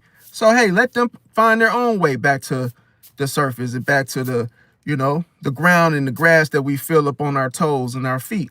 Because at some point they're going to say, damn, you know, Pisces was right. After they done swam off into the abyss, they're going to say, damn, that Pisces was right. Maybe I should have listened to him. I think he had a point there about the whole connection to the spiritual realm. I wonder what that's like. So that when they find that they come to their senses, then that's when you guys will be able to experience those truths. Now, when it comes to the like I said, don't chase the understanding, Pisces, and stay mysterious. Don't let them, you know, don't be predictable, because that's going to be boring to an Aquarius anyway. But be just as mysterious, so when they're attached, y'all both, hey, y'all equally you have equally exchange. So that way you what? As I mentioned, treat yourself, don't cheat yourself. Now, Pisces, testing the loyalty between two Pisces is the fact that, see, Pisces can be loyal by giving too much too soon. Remember I said at the beginning of this live, giving 100%. And that may be too soon. You might do it too soon, Pisces. So you don't want to do that. But the envy comes when, going back to the light, the reflections. See, Both of y'all have the reflections of the light that y'all feel, and it feels too real. See? So that's what keeps you guys apart sometimes, is that two Pisces, you know, when they come in contact, they feel that reflection. And sometimes that light, remember I said, sometimes that light is a light that you never met. It's like a light that you are just being introduced to. And you like, damn, this is too real. I got to get the hell out of here. I don't know nothing about this type of light. So that's what tends to happen. You guys bouncing off each other's reflection because you guys are like a mirror. So when it comes to disloyalty acts, when it's a Pisces and a Pisces, it don't matter if it's male or female. Usually it's because of emotional withdrawal. See, when you are maybe in fear of rejection, this is when this happens. So that whole emotional withdrawal, you may feel like that's when things begin to go left. So that could be a disloyalty act within itself. Now, how to fix this is that you want to learn the self-loyalty, which was the point of this live, is self-loyalty first. Always remember that, y'all. Self-loyalty first. And then all of a sudden, your mirror, it begins to heal when you do. See? Once you start healing, then you're going to mirror that. You're going to project that. So then that way, that gets rid of the whole feeling of your emotional withdrawals that sets you guys apart. Now, the thing about it is, the point of this live was to turn, what I'm trying to teach y'all is turn that loyalty into power. See? Turn that loyalty into power in creating. See? And I'm telling you, everybody gonna need that. So you just basically looking at it differently. Now, when it comes to recognizing when loyalty is spiritual, you got to know when it's spiritual blackmail, okay? Because, yeah, sometimes people can trick you with that whole loyalty aspect. And a lot of times you just got to know what it stands for. Also, rebuilding trust, like I say, by intuition, not the past, not history. See, next thing, remember to use the psychic shield. The psychic shield is when a Pisces protects their energy through mystery and timing. See, Pisces is all about the timing, the list of events. So it's like sometimes things happen at a particular time. And then it's like going back to the time is like when you rewind, it's like going to the past lives. And then with that being said, you will have a greater outcome. Because why? When a Pisces stops proving loyalty, then the disloyalty begins to expose itself. See? When you stop giving the F about loyalty and, hey, man, we cool, I'm telling you, you're gonna be able to see the disloyalty. It's gonna be so real. People gonna be telling on themselves that they not loyal. You're gonna be like, what? I ain't even had to do nothing. I just stopped giving a damn about loyalty, and then all of a sudden they start giving a damn about me knowing. See how secrets come when you, hey, change your mindset. The light is different. It hit different. Now the outcome. Another thing is that envy cannot survive clarity. Envy cannot survive clarity. See, when you know better, you do better. When you know, it's like once you get the truth in your mind, it's like the easy bake oven, man. You just push it through and you make something. It don't matter what you put in it. It's what comes out. See, I know that didn't even sound right, y'all. I apologize for my aesthetics and stuff that I do in these lives. It's not that I know I be saying some corny shit sometime, and I'm not trying to be funny because I'm not a comedian. But like I say, it kind of make more sense when I said, yeah, it's not what about is. Y'all remember this, and y'all say this in the chat. Thumbs up if you mess with it. But yeah, it's not about what goes in, it's about what comes out. Hey, no Diddy though. No Diddy, no referee. Hey, no ref needed, okay? But when it comes to I don't know, I almost lost my trail of thought. But yeah, we know that loyalty isn't free. Okay? Because why? Your energy is its currency. See? It's all about your energy, man. You know, everybody need that energy to wake up, man. You know what I'm saying? Yo. But here's the thing. See, This the number one thing. See, Pisces spends time with the soul. So once you realize your worth, like I say, nobody can buy your forgiveness. Because listen, that's your power. That's your energy to say, you know what? I'm done with this. I'm going to tell you something. This is very powerful, but not many people use it. A lot of times people minimize it and they click off of this. But this is the very thing you must remember, is that you have the power to walk away. When something don't sit right, you could get up and walk away. That's the powerful thing, that you could just say, you know what, screw this. I'm out. You could quit. That's power. See, it's 50-50.